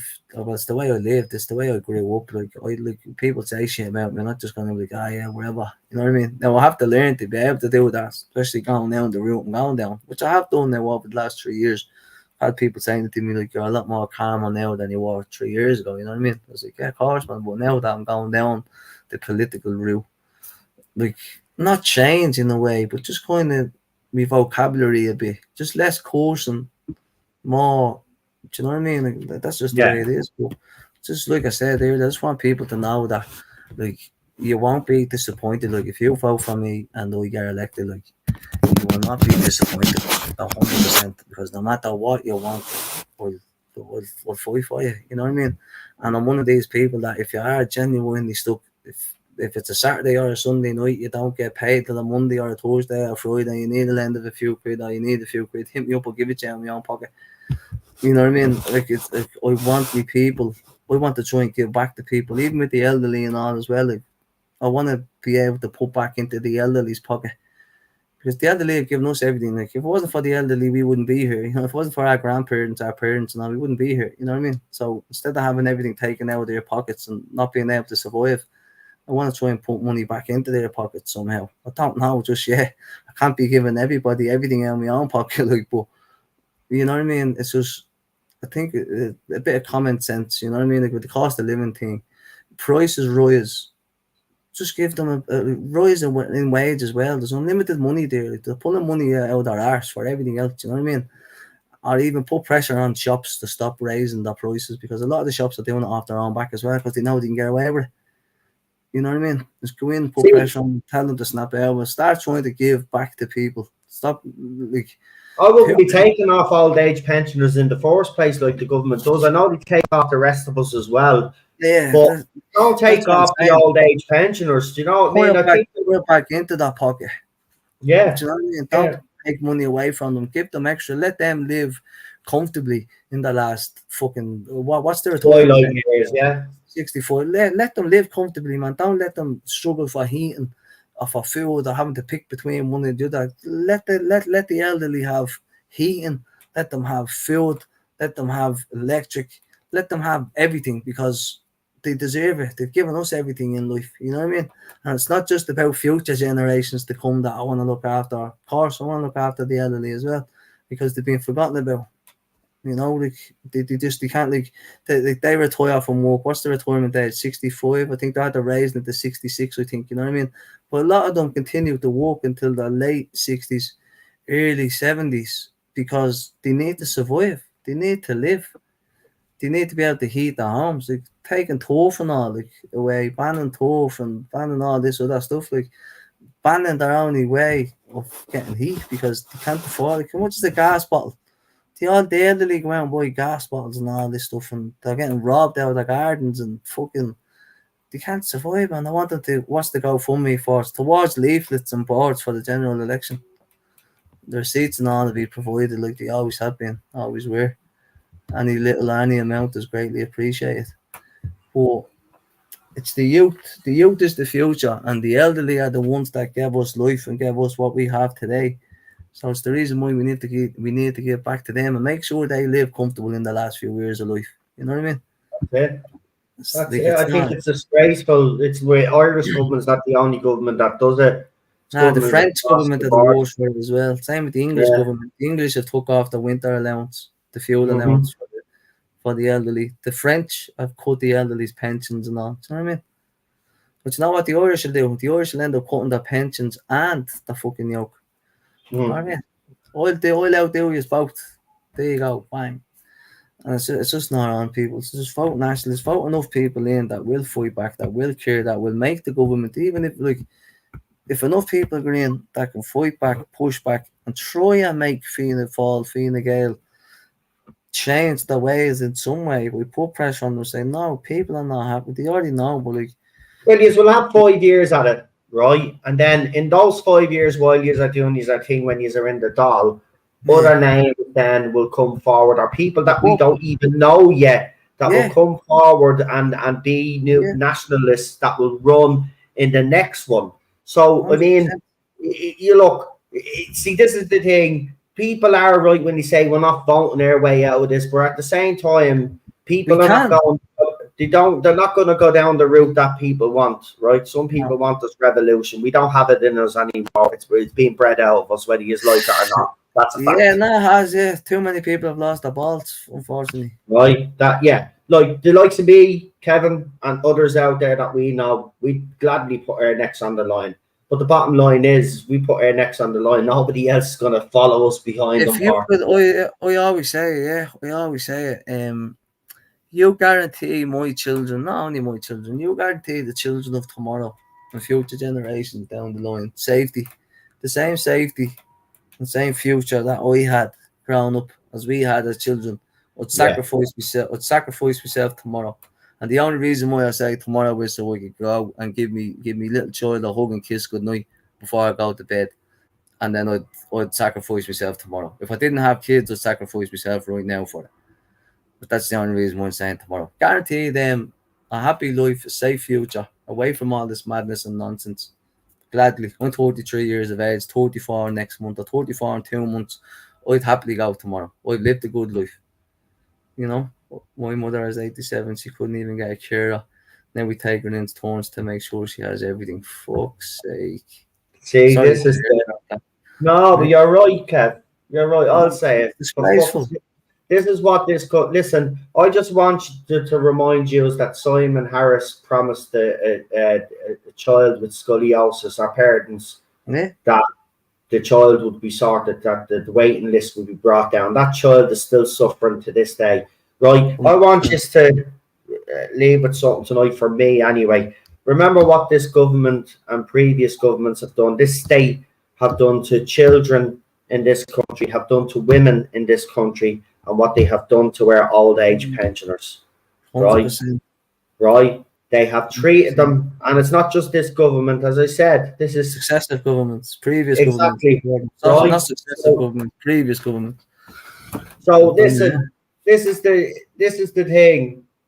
Things will only change in this country if you get new people in there. Now, look, we still have a little bit of time on our hands, okay? Yeah. We're running out of time, right? We're getting very close to that point, but I honestly believe it doesn't matter anyway. Do you know the way I said that this government is getting back in again? Well, you don't have to fund because it'll only last about a year and a half, 2 years, because there'll be a global economic crash. And once that happens, then nationalists have to be ready, right? And if they're ready, they can this country's for the taking. Yeah. This country's for the taking, right? But it has to be, The one thing that frustrates me about this nationalist movement is if we had more people with brains and controlling the actual strategy and coordinating this, we'd be in a much better place now. I will say out straight, I don't think Maliki is the type of person to be barking out orders and giving it, because he hasn't got a clue what he's doing. His job is. I'll say I heard now myself. I think if Maliki gets elected, he joins Fianna Fáil or Fine Gael. That's what I say. I say they'll come to him with an offer and be like, you know what, Maliki, you're a bit on the older side. See that $100,000 a year wage. How about if we treble it to 300 grand? How about your 2,500 euro a week? How about we send that up to 7.5 grand a week, secure your grandkids, your great grandkids, future, etc. I say he takes it. You won't beat us, join the side. I'd like to think no, he'll take it. There's one or two of them we think that will join the force instead of trying to beat them. Yeah, I also believe Herman Kelly. I'll say it. He'd sell us out in a heartbeat. I don't trust him. What's the story with everybody leaving his party? Yeah. Like I said, Dermot, I like Dermot. I liked him. I not liked him. I like him. We texted him when he did announce he was leaving. Said they're running. Yeah, Luke left as well. Luke, we seen that last night. I don't know much about him. I just seen what Dermot was saying about him. That he's probably more like the IFP is like one of their more intelligent, more like maybe one of their more like fucking prominent members. Like, and even he's at the leaving. Like, you know what I mean? So yeah, woman Tracy, I think, was contemplating leaving as well. It's one or two Yeah, others. and I like Tracy, and I think Tracy's. Same. I'm going to say this out straight. After Herman did that Spaces where he said that thugs and low IQ, some of Is these. it Tracy Hanlon? Is that Tracy O'Hanlon? I think she has a great chance of getting I elected. do, but I don't Dundalk. think she does if she stays with the Irish Freedom leaves Party, though. OFP, if she leaves OFP, I think she has a great chance. Yeah, if she stays, she's fucked. If any of them stay, they're fucked. Herman's a I'll put a bit more liability. into a campaign, I think, because I think she was saying last. I was on a space last night. Like, I don't really participate in many of the spaces. Like, I just do listen sometimes. You know what I mean? But I think she was saying she only put a couple of weeks of canvassing and campaigning and all that into it. You know what I mean? And I think she got a right few. Like, and anyway, she done well considering the short amount of time she canvassed, etc. Do you know what I mean? And it's just all about, like, and same with myself. Look, at a few personal things happened during my election campaign, which stopped me from getting out and about as much as I want to. Do you know what I mean? But like Gary, right? Listen, here's the thing that you don't know about Maliki, right? If you go back through Maliki's political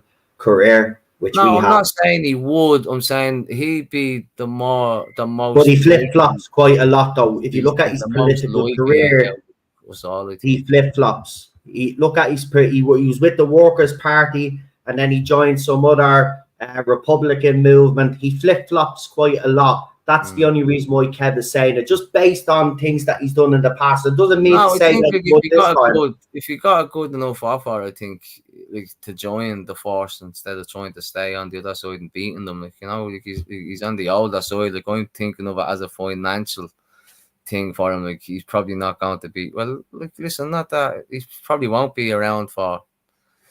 He's certainly not going to be around for the future anyway. Like, do you know what I mean? Be around for a long time potentially, but it's just the way I look at it is a lot of people get the money waved in front of them, and it's like, well, it's not what, like, we are never going to beat them, so we might as well join it. But like, power corrupts. The money, not power, money corrupts. Yeah, but the money. Only a small few have the mental strength to turn down vast amount of money. I was put in a certain situation one time years ago, and there was a hefty figure put in front of me, and I declined it. Like, hefty would have set me up for the rest of my life, like, but I declined it because of morals and beliefs. You know, there's a small few. I think that there's one or two others, maybe. Like, who else would be? I don't know. Time will tell, won't it? Yeah, I mean, look, time will tell. I think there's definitely, you can identify the candidates that are in it because they want to make a difference. That's clear to see. I think you can actually see that. And then there's others I'm looking at, and I can tell that they have other motives. And, you know, if you have other motives and then you're at the same time you're trying to take down other nationalists as well, with, you know what I mean, then I'm sorry. You know, to me, that doesn't look good. That means you're in it for yourself, and your ego is just so fucking big you can't get I'd work for anyone, man. Do you know what I mean? Like, that's what let us down during the locals. We didn't have a running partner because of Rowan obviously didn't stick to his deal. Do you know what I mean? If he hadn't have ran, I would have won the poll. I would have topped it outright. But if he had even just stuck to his side of the deal, I would have been elected. Like, you know what I mean? But he didn't even stick to his side of the deal, which was like put me for second. Like, to get me when he was going doing his canvassing, he was like, Rowan 1, Kevin 2. Because I was going around doing it. Kevin 1, Rowan 2. People saying, Kev, who will I go for number 2? I was saying Rowan. Until I found out he was going around telling people, vote Ian, I vote Rowan number 1, Ian number 2, and think about giving Kevin Coyle a vote. I was like, ain't that straight away, nip that in the bud. I was telling everybody, fuck Rowan and blah, blah, blah, because the snake, like, you know what I mean? I stuck to my side of the deal. Like we were saying at the start of the show, like, it was sabotage from the inside. You know, there was, even after a few weeks of all that argy-bargy stuff, the hand was put out. We says to his side, they said, look, when we're doing Kevin's leaflets, we'll do Rowan's as well. Says, if you will do Kevin's when you are doing his. And they said no. That same side, like, your woman and all there who stopped me from speaking that night, like, all them, like, they all said no, that they didn't want to do my leaflets with Rowan's. So they literally they sabotaged it from the inside. My own people, well, who I thought were my own people, like, do you know what I mean? My own people that were doing this, they put hours upon hours of fucking leafleting in, and I could never say anything bad about any of them. So I mean, all the girls that used to come down and take fucking handfuls of leaflets and just jumping in their cars and going flying and walking around Coyle doing them for hours on end, couldn't thank them anymore. Like, you know what I mean? Because there was some times when I couldn't do them, they were coming down and taking bundles of hundreds, 400 or 500 each, and going and just boom, boom, boom, getting them all done. Do you know what I mean? I had good help, Jordan. I had good people, but it could have been a lot better if I had a few more that stuck to their side of the deal. Unfortunately, that's life, isn't it? But we go again in the general elections. I've promised to put Irish people first for everything, for housing, for healthcare, no matter what you want or need, you know what I mean? I'd even go as far as if you're stuck for a few quid for Christmas, I'd even give you a few bobs so you can get stuff for your kids and all, you know what I mean? Easter, I'd do little Easter bleeding egg collections and toy collections and all this stuff, like, you know what I mean? That's what I do for people to do, because I know personally, like, a hell of a lot of people around Coyle struggle at Christmas time, getting loaned up to their necks off leading credit unions and this and that and blah blah blah. But you wouldn't need it. If someone was stuck for 1,000 quid or something at Christmas, like, there you go, there's 1,000 quid. I don't even want it back. Do you know what I mean? That's because I care, and I don't like to see you upset, because I know what it's like to not wake up on Christmas and have what you want. You know what I mean? And stuff like that. And it's horrible. It's traumatizing. Do you know what I mean? And I know what it's like to be going out and the handy downs and this and that not on Christmas Day, but like a lot of kids do go down and go out on handy downs, and a lot of kids are embarrassed to go out on Christmas because they don't have what they want or don't have what they get. But that's because their parents can't afford it. Their parents can just afford to feed them. Do you know what I mean? And that's why I always say, like, I've always said, I'm not in it for the money, but I happily give money away as long as I put the smile on people's faces and their kids are happy at the end of the day, because that's what matters. It's the children. It's all about the children. It has been for me from day one, and it will be until they die. You know, giving them what they need and what they want. Just probably one final question for you. When do you think the general election is actually going to happen? Do you think it's this year? Do you think the government's bluffing? Say it's not happening this year and they're going to run full term? Or do you think it's going to happen next year, like they say? When do you think? I think it's this year, November. Yeah, I think it's November as well. When we were in the RDS, we overheard a few conversations. Late October, early November. I heard a lot of talk about November now. You're seeing, like, Sinn Féin are going around with the housing for all leaflet and all now, and they're probably telling people at the door. They're probably telling, you know, the way they do it, like they get a vote off a certain address, they write down that address, they write down that detail, etc. So they go back to that. That's what, all the promo videos now, you see them chatting and smiling and laughing and joking with people. That's the people who voted for them for the last 15, 20 years, who they know they're guaranteed voters. So they go back to them, you know what I mean? And that's what they're probably telling them. Look, there's the housing for all leaflet. It's going to be a general election in around November. Keep it quiet. You know what I mean? And they would. The Stone Cold followers would keep it to themselves. You know what I mean? There's 2 or 3 TDs around this area who already have stuff hanging up on bus stops and all. Just not like vote for me or anything like that. You get me? Just like their names and stuff like that. Yeah. So they're getting ready to try and catch people on the hop. And that's what it is. But yeah, if you want to say pick one, next year or this year, definitely November, I'd say. Whether it be late November or early November, I don't know. But definitely do think this. They'll do it before Christmas, because what they'll do is they'll try bribe the Irish voter, because they have this windfall as well. Let's give money to the old age pensioners. Let's give money to people that are struggling with healthcare. What they'll do is they'll give you the money, but then they'll figure out some way of actually fucking taking it back off you after the general election. Oh yeah, you know what else actually was meant to say? Actually, one of the lads asked me to mention that last night. Just we were on the top of the money and all, right? St. Columban's, football club there over by the Glen. their underage teams, right? They're after getting kicked out of the Brentford League, right? Because the committee of St. Columban's, every year basically the league is donating money or giving money to give to each club, etc. Right? But the club never received their money. So when they asked questions about where is the funding gone, where is the money gone, they were expelled from the league. Now they have loads of underage teams and all, right? But they've 2 underage girls teams and they can't get taken into the NDSL because they need to have a minimum of 3 girls teams. Do you know what I mean? So they're down funding, they're down money, and they're down one team because they can't afford it to put it into the league. You know what I mean? So like there's corruption going on. And think about the amount of kids now that are out of a league that are not playing sports and not playing football because they got kicked out of a league because the committee asked questions about where their funding was gone, where the money was gone that never turned up. Do you know what I mean? So this is another reason, like, to vote for people who care and who will, if anything like this happens, we look into it. Like, if I had known about this when it happened, I'd have been, if I was a committee member, I'd have been on that straight away, saying, hold on a minute, what's going on? There's no one fighting for these clubs. So, like, they're happy to let clubs just go like, out of existence, successful clubs like that. Columban's is around since 1979. Like, do you know what I mean? How many young kids has it fucking provided services that over the years, football and all, like, and now because they asked where the funding was gone, they were removed from the league, and then they can't join a new league because they don't have 3 girls teams, they've only 2. They don't have the money for it, so you know what I mean. Local councils don't care, local TDs don't care.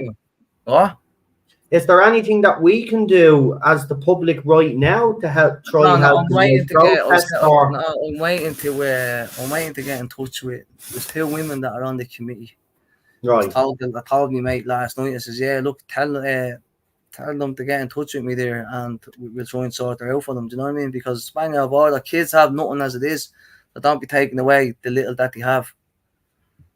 Do you know what I mean? Well, I mean, it was the same for us as well. This is what I'm trying to say. You know, even when we were growing up, we didn't have enough fucking facilities, football pitches, we had nothing, social clubs or sports clubs. Do you know what I mean? We had nothing. We had football club, like that's it. Like, so what are you gonna do? There's hundreds of kids around the area. We all can't play for the one football club. Like, we all can't do. Like, there's nothing. Like, Darndale, like, I mean, Coyle in general, man, it's underfunded to bits. It has been for years. They're good people. There's very, very talented footballers in this area, boxers in this area. Just don't have the proper facilities to go on and try. Yeah, you do have good boxers. I mean, if I'm elected, I'll help fund these facilities for them, keep these facilities open. Or if I ever came into the fucking big enough money myself, I'd fucking help build the facilities for these kids. Do you know what I mean? It's what I want, man. The kids here have great futures. Give them stuff to go on, take them to the next level. You know, it's loads of talent, especially boxers. Like, there's loads of talented boxers around this area. You know, I fucking know. They get trapped in the lifestyle of drinking, smoking weed, sniffing coke, and then the boxing gets put on the back foot. You know what I mean? It's because there's nothing for them to do. The clubs are shutting down. They can't get funding. Equipment is shit, and nobody cares. But I care, so vote for me, and you will have everything is want and everything is need. And here's the thing: people don't realize, because I was lucky. Now I got to say that I was in a youth club, and I got to play indoor football, snooker, or pool, whatever. So I was lucky, right? Few of my age got that lucky. But I do have to mention, you know, the people that work at these places are absolutely superb people, and the people that are obviously working in your area that are struggling. I think people need to understand that these people are giving their time, you know, and effort into making life better for all of these kids. Right. And they've got absolutely no financial support from anybody. It's an absolute joke, and it's a miracle that they're able to actually do stuff with the kids. You know what I mean? So, you know, more funding than that. Listen, people think our youth have been, look at, we need to do more. Our youth need to feel more appreciated. They need to have something. Because Kevin is right. A lot of our kids do turn to crime. They do turn to drugs because there's nothing they do. They say because this is what they say. Well, everybody else is telling me I'm a waste of space, and then they're looking at the country and they're seeing no prospects. So they say, well, fuck it. Do you know what I mean? They leave school, turn to fucking life of crime, blah blah blah. You know, but all those kids, it's not their fault. This is the thing. I hate when people judge. It's not their fault. It's the products of their government's fault. environment. That's what they are. Products of the environment. You know? Yeah. Put what they want and what they need in the environment, and you see them flourish on a world stage. Do you know what I mean? You see them front fucking pages of newspapers for probably winning gold medals in boxing, signing fucking 4 or 5 year contracts at United, Liverpool, Chelsea, etc. You know what I mean? Or whatever. Like, do you know what I mean? Going on to compete in the Olympics or whatever. Like, just give them what they need so they can have that chance. Don't look at them and say, oh, well, that area is the product the last 20 years. Leave it for another 20. No. Stop it now. Change it now. And this is why I'm running in the area to try and do that, basically. You know, because a lot of my friends and all, like, you know, young kids, talented footballers, or talented boxers, there's boxing clubs shutting down around them, football clubs going out of existence because they can't. Look, this is the last thing I'll just touch on before I let you go now, because we're now on 45 minutes. That's what I don't mind staying on for a little bit. I don't mind either, right? But Kilmore, Kilmore Celtic Football Club, like the seniors are intermediate, and they're fighting for basically facilities for years, 20, 30 years. Councillors and TDs have let them down. They train over there on the Oscar Trainer Road, and they were using the actual Oscar Trainer facilities, the football, the pitches and all, right, until the Bohemians Football Club come in and bought it or something. They're now using them grounds. So Kilmore, I think, from what I know, they only got to train for 50 minutes. I think it's from 9:05 to 10:05 on a night. Like, and their intermediate side at the time had people that were living outside of the area. We're probably not getting home until after 11 or 12 o'clock, and then trying to go for walking on the mornings. You know what I mean?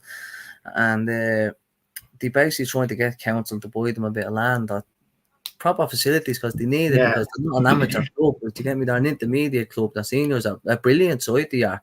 They were, you know what I mean? I think until the foresight had to disband, I think a lot of the players left them, I think, because of that reason. So now the Saturday side, I think, jumped up to their intermediate, you know what I mean? But they still, no councillors fight on behalf of them, no TDs fight on behalf of them, do you know what I mean? They put out a video there a few weeks ago, man, the beating, they nearly brought a tear to my eye watching it, you know what I mean? I'm like, fucking hell, man, like, they win trophies nearly every year. They're successful. They have loads of youth teams all the way up to seniors. Like, I think they go from under 7s or under 8s all the way up to seniors. Like, do you know what I mean? And they're getting changed in a little container, in the green container. They're getting changed in. That's the yoke. So if you drive down the Oscar Trainer Road, just look to your right or to your left or wherever way you're going up the road, and you see a little green container that says Kilmore Celtic FC on it. 30 odd years ago, 32 years ago, I played for an underage football team, and I got changed in a fucking trailer back then. Yeah. Do you know what I mean? It still hasn't changed. That's the point I'm trying to make. No. That's why I keep saying to people, like, I'd be willing to give Kilmore 50 grand, like, towards, like, either renting the bit of land or buying or going towards changing rooms or facilities. Like, I know 50 grand is nothing in the grand scheme of things, but it is a lot out of a councillor's wage or out of a TD's wage. It's just only. It's because I care, because I want to try and do. I would hate to see the whole club go. Would hate to see it, because they're one of the more successful clubs in the area.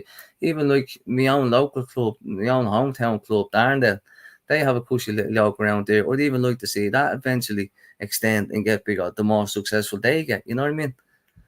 So I'm all about caring about the area, man, and what we need and what we want. I'd hate to see anything happen to them clubs, especially Darndale and Kilmore, like, you know.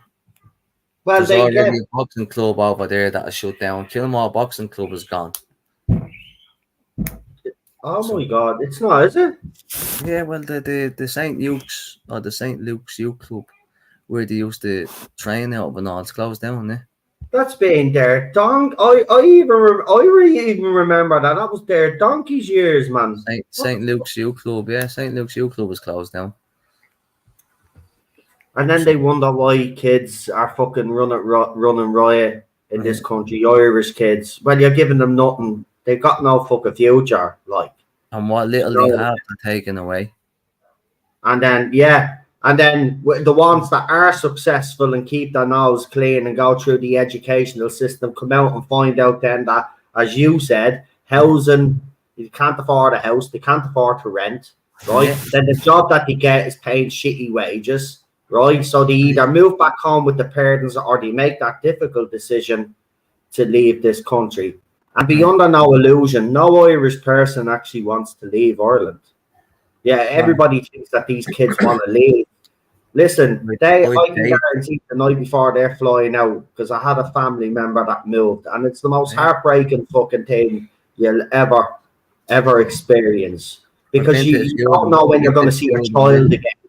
Yeah, I've been to a few of them, yeah. It's heartbreaking to see it is. And that's why I'm doing what I'm doing now, because like my little girl is 4 in January. I don't want her in 15 years' time coming to me saying, Dad, look, I'm gone because there's nothing here.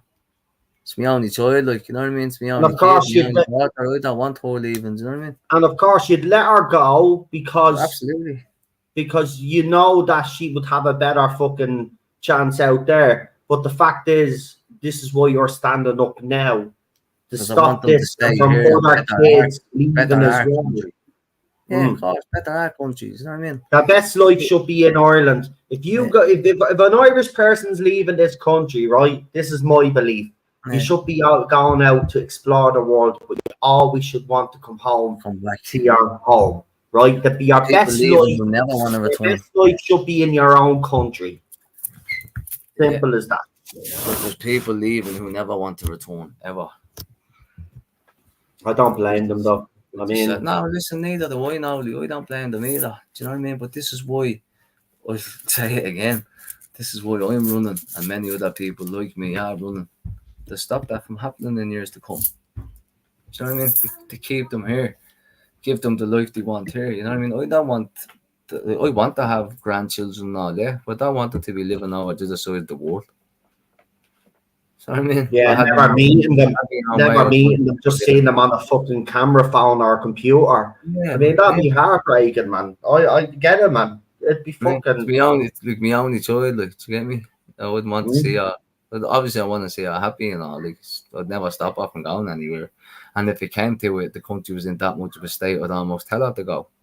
Do you know what I mean? To better her life, like. But at the same time, that's why you're running. So this is our homeland, yeah, this is our homeland, and we'll fight and try and do everything we can to keep them here and to change it. That's all we can do. No, well, we've no choice now. Start by lowering rents. Start by eventually like being able to let people fucking buy their own home without getting themselves into major debt. Being able to like not getting taxed through the roof either, you know, like pulling in $1,000 a week or even $2,000 a week and getting paid and getting taxed bleeding 300-400 of the 1,000, or probably bleeding 800 of the 2,000, or like, you know what I mean? Fucking like start taxing the millionaires and the billionaires. Start taking more money off them and less off the people who are just managing above the breadline. Do you know what I mean? That's what needs to happen. Tax the billionaires, the millionaires. Start putting money back into people's pockets. And you know what else I find mad as well, right? Like, if you live on the social welfare, like, it's almost in a way better to live off the social welfare than it is to go out and work full time. Because come Christmas, like, you're not getting none of these bonuses. You're getting taxed the bits. People get on the labor, you get free money here and there, bonus weeks here, bonus weeks there. And you know what I mean? Like, it doesn't make sense for people who are working flat out, like, what, to be earning less. 44, yeah, to be earning less and to be struggling less than someone who's the social welfare. Like, the social welfare should be designed to make people want to work, not people want to not walk. Like, do you know what I mean? Where you keep increasing it every year or every couple of years, you know what I mean? Like, it's 232 now, 232 quid a week. Who the fuck would want to go out and want to work for 400 if they're getting taxed 100, you're taking away 300, and you can sit in your arse and get 230 for nothing? Like, who would Is that want what that? it is now? 230, yeah. 240 fucking euro a week. On the Fuck yeah. social welfare, yeah. So Is imagine that like for a single person or is that for a couple? Like, a single person, eh? The job seekers, yeah. If you're on job seekers, you're getting 232 euro a week. 232. Oh my god. Yeah. So why would you want to push your bollocks getting up at 6, coming home at 6 probably to be taking home 350 a week? What do you think it should be, Kevin? I'll ask you out straight. What do you think? What do I think? So I think you Yeah, should what be do on. you think? I think you should be on the social welfare for no longer than probably 2 years. I think maximum 24 months. I don't think it should be a long-term thing. You know what I mean?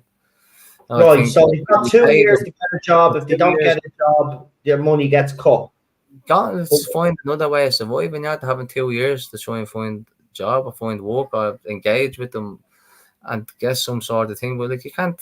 How can you be on? Like, don't get me wrong. I'm on about job seekers. Like, do you get me? People who are actively trying to seek work, seek jobs. Like, not on about disability or anything. Like, we're on disability for life. Do you get me? Like, I'm just strictly speaking about job seekers and people who are on 10, 15 fucking years without ever doing that.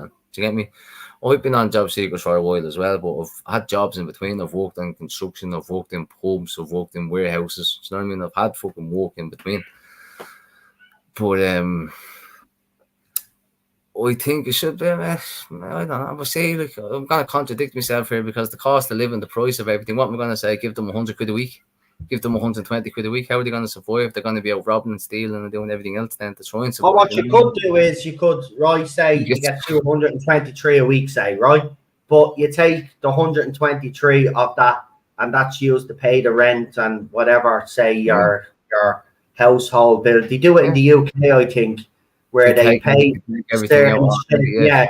So the rent is guaranteed, so you're not spending that sort of thing. Do you know what I mean? Then you're left with the rest of the money then maybe to, you know, survive. But surviving on 100 quid in this country a week, you wouldn't do it. No, it's hard to survive on 100 quid a day. Never mind a week. Yeah. No, you're right. You're right. It's mental. It's like the money is. It's almost like the money is worthless. You know what I mean? Like it's not. It's literally like you might as well print it out your arse. Like, do you know what I mean? Because there's no value to it anymore. It's just the price of everything going up. Like, I don't get it, right? The price of food, the price of everything goes up, but the wages stay the same. Yeah. Like, how are you supposed to survive? How are you supposed to live? Do you know what I mean? How are you supposed to fucking, like, we're just existing at this stage, you know what I mean?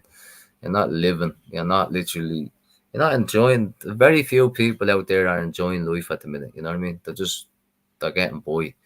And it's not fair. And these same people are the ones that are working 30, 40 hours a week, probably 50 hours a week, probably. Yeah. They're the ones that are just coming home and they're having to ask for lens of money come a Saturday or Sunday for milk or bread. Do you know what I mean? Like, the whole system is just, we need a reshuffle from start to finish, from top to bottom, regarding everything. Like wages, taxes, housing, immigration, healthcare, the COVID inquiry, access, the whole, like, every single thing just needs to be flipped and turned on its head. And then we have to investigate as well Tusla or Tusla, wherever you fucking call them, Rodrigo Gorman. I mean, this, do you know what? You know, no matter what people say, yeah, I know that the Catholic Church scandal was huge in this country and damaged the Catholic Church, but damaged the reputation of Ireland. Yeah. But I can guarantee you the reason why they're afraid of nationalists getting in is because they've got dirty little secrets they never want us to find out. And if I got my hands on them, I'd air them everywhere. So would I. You have to break it. Listen, if you want to gain the trust of the people fully, right, and you want them fully on your side, you drop all the dirt. Simple as that. You have to. You have to. Please, like, first thing that comes out, and they're not going to be funny. We're not going to call out RTE and Virgin Media and all these other fucking mainstream media channels and people and everyone else for not telling the truth and then not gonna do that myself. Like, do you know what I mean? It's not if I find out anything, it's getting out about anybody. Yeah. Yeah, be the whistleblower. I would myself, man. You know what I I'd be mean? a whistleblower. I'd blow it all up. They have dirty. Listen, they've shoved loads of shit under the carpet. I guarantee you there's shit on Bertie. I got Enda Kenny, even though they're gone. Right? Even fucking what Biffo. You remember Biffo? Fucking Biffo. Oh my god. You remember that? Yeah. Fucking hell. But I'm telling you, they're all dirty. They're all corrupt. Even Helen McEntee will say it. There's something up about her family as well. And her dad. Won't get into that. But her dad, there was something going on there, man. I'm telling you now, man. The fucking this whole country is just rotten to the top. Hold on, Nolly. Hold on. What? What'd you say?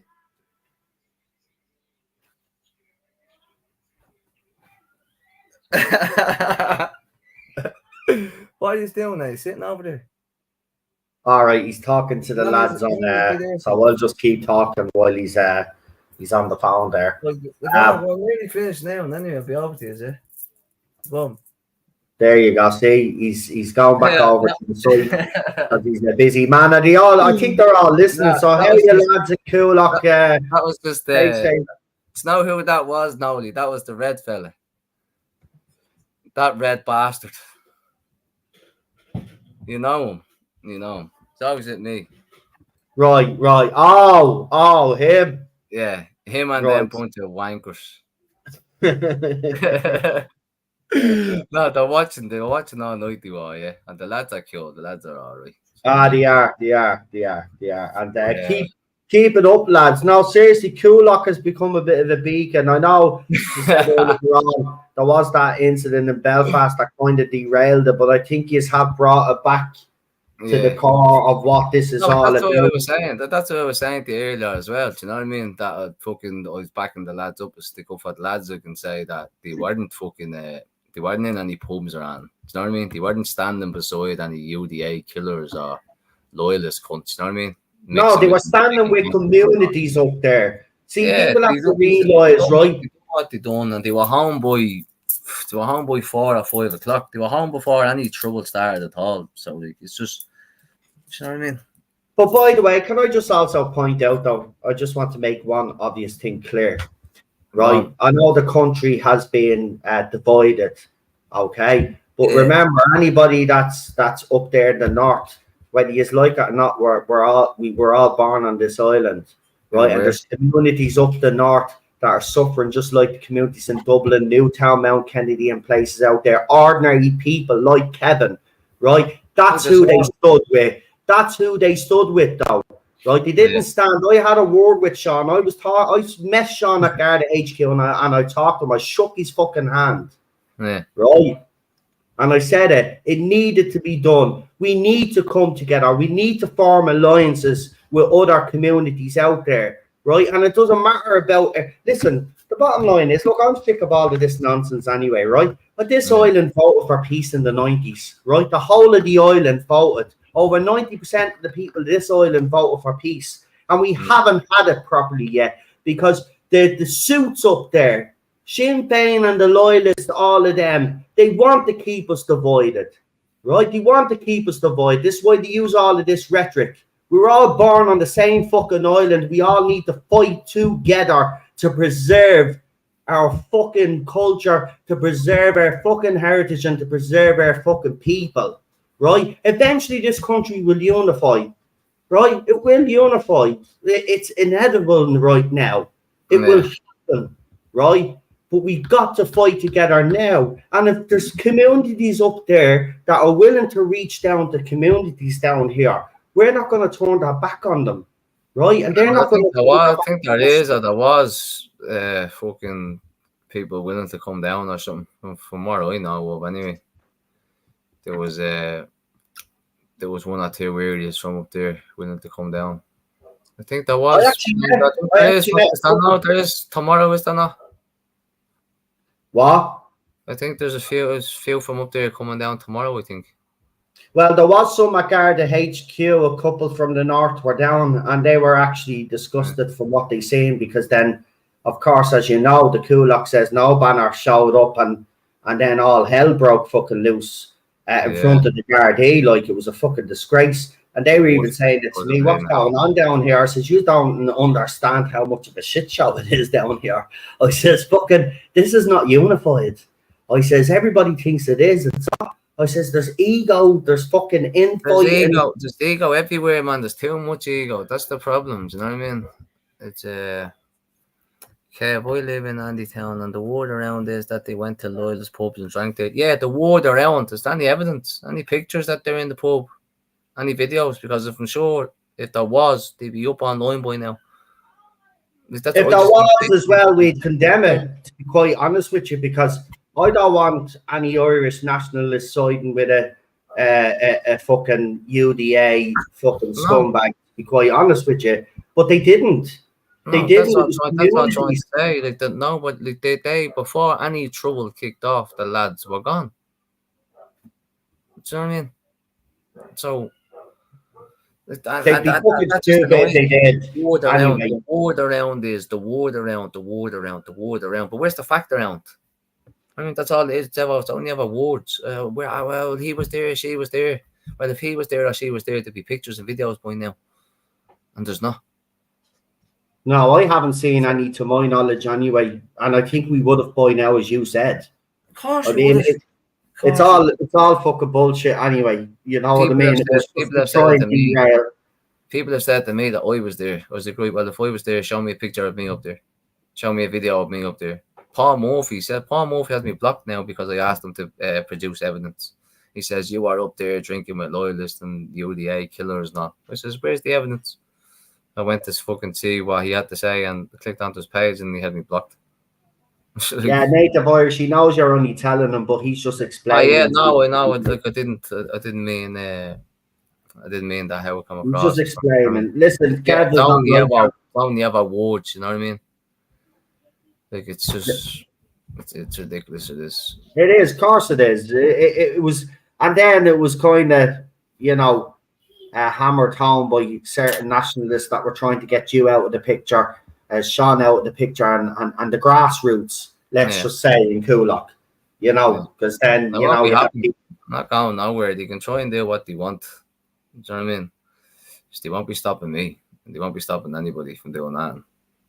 Because we all know what we're about. We all know we've always stayed true to our, like I said, we've stayed true to ourselves. We stayed true to our beliefs and our morals, and we will do until the end of times. Like, it's as simple as, and regarding the crowns thing as well, like there's a few certain different groups or whatever, yeah.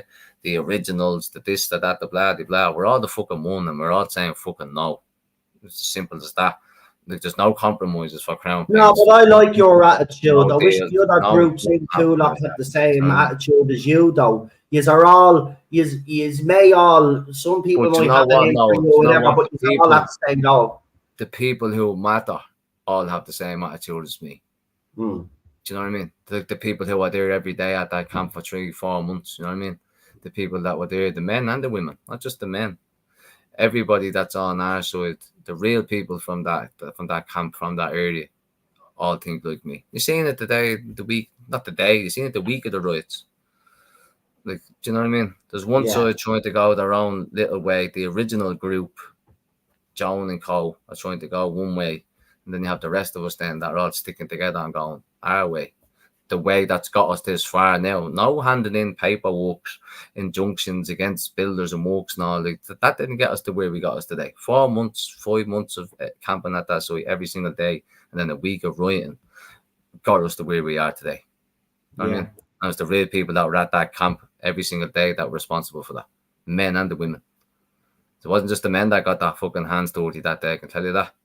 There's probably more women getting stuck into police than there was fucking men. Do you know what I mean? So, yeah, but Coolock showed the world, because any Coolock video I put up just absolutely exploded, and it's same with. They did. I think there was 5 things trending on at one stage. I think it was the Tuesday or the Wednesday. Top 5 trending things on Twitter. Coolock was 1, and Coolock says no was 2. Like, do you know what I mean? We were in the top 5 trending on Twitter twice at the same time. So, and that's And what it's mad. There's people around the world now. we're only a You little know, small area, you know what I mean? But we stay together. We might fight and argue with one another inside the area, but when push comes to the shove, we'll all be there, shoulder to shoulder. you will. That's the thing. You will. You put your differences to the aside. very Of end. course you will. And like people before Profit, Sinn Féin, all them, like, they're all in for a shock. Like, they all think all this whole Belfast situation is after dividing us, it's after making us stronger. About the arguments that happened not long after, probably divided us and weakened us for a little bit.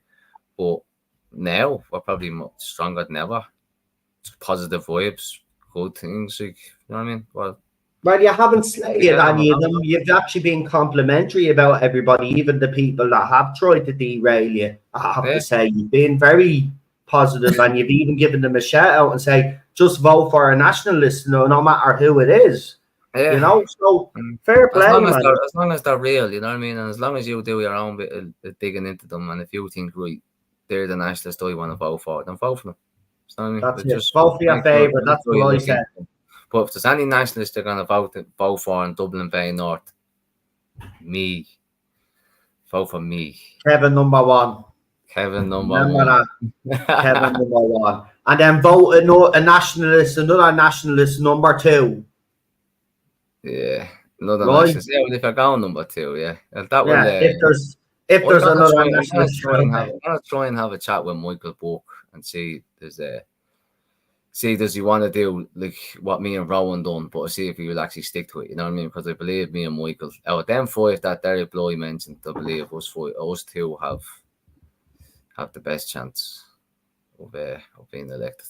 I do agree. I think you came so close. Transfers. So the others just need to swallow their pride, you know, drop their ego and just be like, well, you know, they're only going to take votes off us, and that's just leave it at that, isn't it? You know what I mean? Because there's no point. Put your best foot forward, put your best reserve in behind him, and then go from there. That's it. So I owe you the way. And it's not what now, 10 past 11. I'll leave it at that, yeah. no problem, man. Listen. 2 hours. No, look, I'm happy to make a regular thing. You know what I mean? That once a week, a couple of weeks or whatever. Just as we start hitting the campaign trail, come home, we'll jump up with you, give it a shout, lad. Because like I said, I've always stated from day one, like, if I had got elected as a local councillor, all my news would have came out through you. All my shit would have came out through you. I don't talk to mainstream media. I like what you do. I like your channel. I like the way you run it. I like what you're trying to do. So I want to try and make it grow. You know what I mean? So any like breaking news, so to speak. Do you know what I mean? If I have any updates or any things, like, I'll put it out through you. And if I get elected as a TD, more likely to be my main source of putting me shit out there, you know what I mean? Because we need new media outlets. We need people who are not afraid to speak the truth, like yourself and many more like you know what I mean? So I appreciate that. No, seriously, man. Like I said, it's a small business and we try to make it grow. That's it. But look, the bottom line is I will do that to try and help you, mate, because as I said at the start of this stream, I do believe you're the best candidate for the area. I hope people that have listened to you tonight, I have actually been looking at the comments, and a lot of people have said that they do believe after listening to you tonight that you are the best candidate. Some have even said that they love the fact that you're so open and you've been so, this is probably the most open a politician or someone has ever been. Real, you know what I mean? I'm real. I like what you see is what you get. You know where you stand with me. You won't ever walk away from yourself like questioning me. Do you know what I mean? You'd be like, does he like me? Does he this? Does he that? You know if I like you. You know if I don't. You know what I mean? I'm a true speaker. I don't beat around the bush, and that's why people like me. But that's why people hate me. But just remember, like I said, I think if I'm going to leave where we're at, and I'll say I believe I'm the best choice for Dublin Bay North, because I'm not proud of it, but because of the background I've had, because of the life I've lived, it's made me the man I am today. Nothing will faze me. I won't be like, I won't walk into the door and be like, oh shit, what am I doing here? I walk into that door like I owned it. You know what I mean? Like I have every right to be there, and I'll ruffle some feathers, boy. I'll upset a whole lot of them, and that's what we need. You know what I mean? I'd love nothing more than to be standing beside Carol Nolan in there, giving it to the cunts, man. Do you know what I mean? And Matty McGrath and whoever else is on our side or whatever. Do you know what I mean? And I will do. I don't care if I have to be sanctioned for it or for anything. I don't care because I'm real. I know what it's like to go through hardship. Trust me. Do you know what I mean? So I leave it at that. I love this and leave this. And like I said, Nowly, anytime you want to chat or whatever, drop me. It's not what I'll send you my number there now, yeah? Not many people have it, so consider yourself lucky. You cheeky little bollocks, but no, I love it. I love it. No, look, it's been a pleasure and an honour having you on, listening to you speak.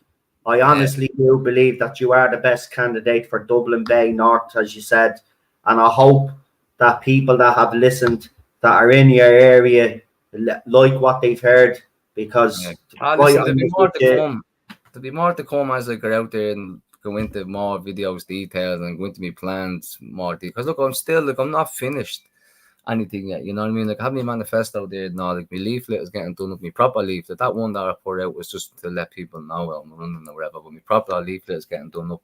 My manifesto and all is getting done up. I still have to go in, look into everything regarding the excess debts, COVID, and all that stuff. You know what I mean? So like, I'm nowhere near finished yet. But believe me, when they call a snap election in November, and don't forget to vote Kevin Coyle #1. And as we said, we'll have you on. We'll have you on anytime. Listen,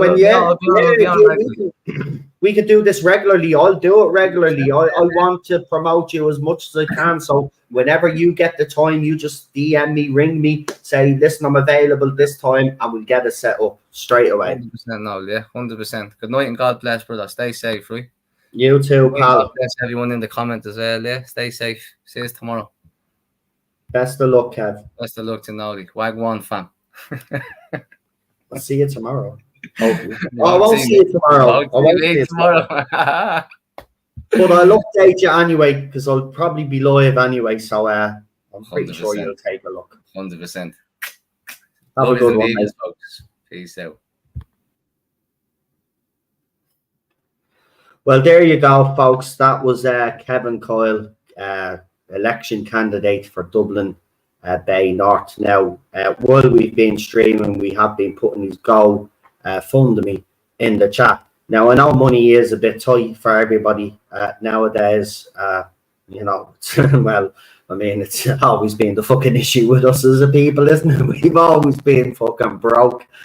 The Celtic Tiger didn't fucking reach us all. But if you can spare a few pennies, whatever it is, if you can go and support these GoFundMe campaign.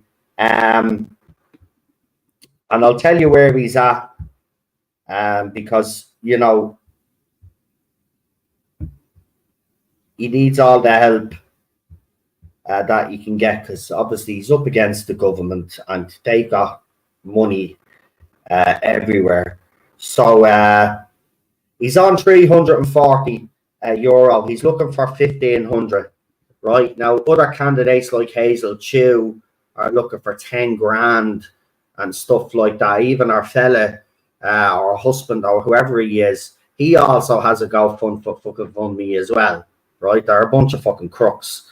Anyway, if you can donate to Kevin's campaign, it's to help him get the boards up on the polls, get them print, to get them up on, and the leaflets, of course. Because without the leaflets and the boards, it doesn't matter how many streams he goes on. He's not getting the airtime on mainstream media. And as he said, you know, obviously he's going to be here, and we're going to try get him out there as much as possible. But obviously I'm only on YouTube. So, you know, he's going to need to build up his profile and get himself out there. So if you can donate, I know that me mods have been putting his link in. I'm just going to put it in there again. So if you can support him, Obviously, if you can't do it tonight, you can do it over the next couple of days, whenever. As I said, if you have a few pennies, donate towards his campaign. Let's get him to that target, because it'll give him the best chance to get himself out there. And then, of course, you know, as I said, when he is starting to canvass, then hopefully we'll try to get some people on here, including myself. I'll go and give him a hand canvassing and getting his face out there as well. But if you can donate, we really would appreciate it. I do believe he is the best candidate. I think he has heard his honesty. You know, he doesn't hide from the fact that, you know, he has a past, and that shouldn't affect you really when you're voting for him, because the bottom line is, he says, just take a look at your children, look at your state, your community right now.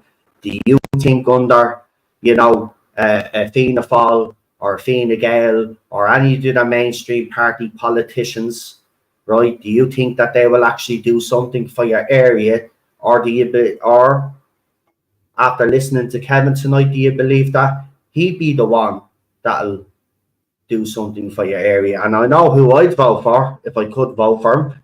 I'd be voting for Kevin. Obviously, we have different candidates over here because we're on the south side. But, you know, if I was living over there, he'd be the one that would be getting me vote. If I was living in the Dublin Bay North area, he's the guy that would be getting me vote. So if there's anybody in his area, I hope you've enjoyed the stream. We will have him on again. As I said, we'll try and make it a weekly thing or a 2 weekly thing, whatever it is. But we'll get him on again. And of course, if there's other candidates out there that would like to come on and, you know, talk to everybody here and let everybody know what you're about, and, you know, what you plan on doing if you got voted in your constituency, you're more than welcome to get in contact with me on X, DM, or you can, yeah, that'd be the place actually to get in touch with me. A lot of the nationalists are on X anyway, so if there is anybody, let me know. You don't have to go home, but you could stay here. Time, gentlemen, says Kieran Martin. Right, so obviously tomorrow, just before we go, there is a gathering, a protest, whatever you want to call it. We're meeting outside, isn't it, the GPO at the Spire? I mean, they're right beside each fucking other, so it doesn't matter. But we're meeting outside there, and then apparently the plan is to march up the Dáil, but as I've shown you, they've got the old fences up. I don't even know if we're going to be able to get to the Dáil. If we do, though, well, I mean, you know, they're trying to fence us in. So, I mean, you know, I don't know. We'll see how it goes tomorrow anyways, but I will be there. So I have to make sure that Doggy here is all set up now before I do go and stuff like that. But I will be there. And then there's another one in October. So I did put up a little video that someone posted and asked us to share, so we all shared it. So there is a video that I put up, a short, if you haven't seen it. But again, I just want to thank Kevin and everybody else in the chat, me moderators as well. I hope you have enjoyed this stream. And I want to thank everybody on both channels, because we've been streaming on both channels and we were on Facebook as well. So if you've been watching on Facebook, thank you. And if you've been watching over the two channels, I want to thank you as well. And the reason why I did that was because I wanted to give them maximum exposure, because obviously I have more subscribers on one channel than I do on the other. But I thought it'd just be best to stream on both. Give them, you know, because it's actually weird, because you have some people who just subscribed on one channel, but they don't subscribe on the other one. So that was me reasoning behind it. And we'll be doing that for every stream that Kevin comes on, because I want to give him as much maximum exposure as I can. And unfortunately, because of Elon Musk, you know, I'd be streaming on X as well, which would be even more exposure. But Elon has made that impossible now, unfortunately, without the blue fucking check mark. And you know, he's a right fucking spoofer with his fucking freedom of speech and all of this crap. Get away. Anyway, I'll say good night, folks. I will see some of you there. Come up and say hello if you want to. I'll see some of you there outside the GPO, and then we'll see what happens then. We'll see if we're marching up towards the Dáil. It will be very interesting to see how this turns out. But be vigilant, as I always say. As I'll be looking anyway. I always do. I'm always paranoid when I'm at these things anyway. You have to be. And I'm always looking at everything that's happening around me because, you know, as you have seen before, I'm normally right when I know there's trouble. You know, I always suss it anyway. It's fucking clear as day, but people do be caught up in the moment that they don't see it. But I try not to get caught up in the moment and focus. But I'll be there tomorrow anyway. I'll see some of you there tomorrow outside the GPO, you know, and we'll walk up. I was going to go originally straight to the Dáil, but I don't think there'll be any point to that. So we're probably better off going all up together up there. So if there's anybody that I know in the chat that's going to be there, I'll see you tomorrow. Kieran says he smells pepper spray. I'm pretty sure. I'm pretty sure something. Look, if that doesn't happen when we all gather there, I'm pretty sure when the crowd starts to disperse, RTE will have their cameras ready to go, and then the Gardaí will just... Or it'll go off without a hitch, but they'll try find something, or they'll just arrest a few people just to make it look like that people were being nasty. That's what they do as well. When these things... And by the way, all of the protests that I've been at have been peaceful, and I've only turned to shit when the Gardaí have initiated it. As someone said, put Vaseline up your nose. Yeah, well, you're going to need... Yeah, I mean, we're going to have to start getting smart. We'll see. This is the first big protest since for a while. So we'll see. We're probably all just being extra cautious and being extra paranoid because of what's happened since. But we'll see what happens tomorrow. Look, and no matter what happens, if you're there, no matter whatever happens is going to happen, unfortunately. You know, you can't predict that with the Gardaí in the state. But all I'll just say is, it's just, you know, the bottom line is we're there to just protest peacefully. So, you know, if you stick to that, you should be okay. Simple as that.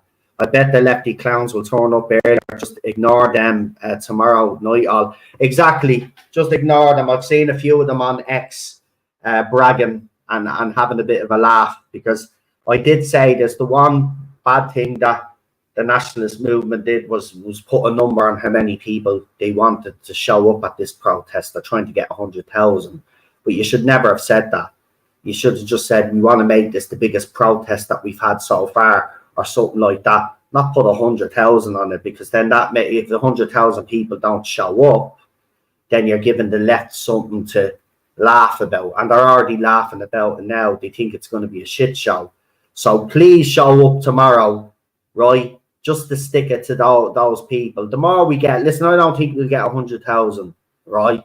If we got 10,000, 15,000, I'd actually be personally happy with that, because that would make it the biggest that we've had, right? Because someone over-exaggerated the last one in Dublin, right? And there was nowhere near the numbers that they were saying. But they were pretty close, right? But we can make this the biggest march, the biggest protest, the biggest gathering, whatever you want to call it. You just shouldn't have put a number on it. But that's where I am with it. But look, I'm there anyway, you know, because the bottom line is that the more people that show up, the more respectable it will look. And we have outnumbered the lefties all the time. I mean, you outnumber the people in Waterford and they're bragging about it. Like, you've outnumbered us one time. One time. And by the way, the Waterford one was just called, like, you know, if that had better organisation, trust me, you would have been outnumbered, right? They've been outnumbered every time, and they brag about one time that they outnumber everybody. Get the fuck. Wear protective glasses, goggles, whatever you have, umbrellas, bring them if you have. I know it's sunny, but aren't to stop them from spraying you with pepper spray. I can't believe we're actually saying that in this country. We're going to protest, right? And we're talking about protecting ourselves from the people that are supposed to be protecting us. Anyway, I'm going to leave it there, folks, because I do obviously have to get rest for tomorrow and stuff and relax. You know, these streams do take a lot out of you as well, believe it or not. You get all riled up as well, you know. You get very emotional when you do these things.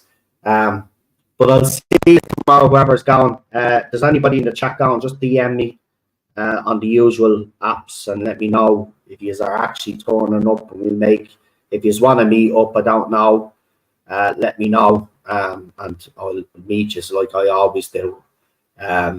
So yeah, we'll leave it there for now. Thank you for tuning in, folks, and I'll talk to you for the next one. Stay safe and look after yourselves, and until tomorrow, bye bye.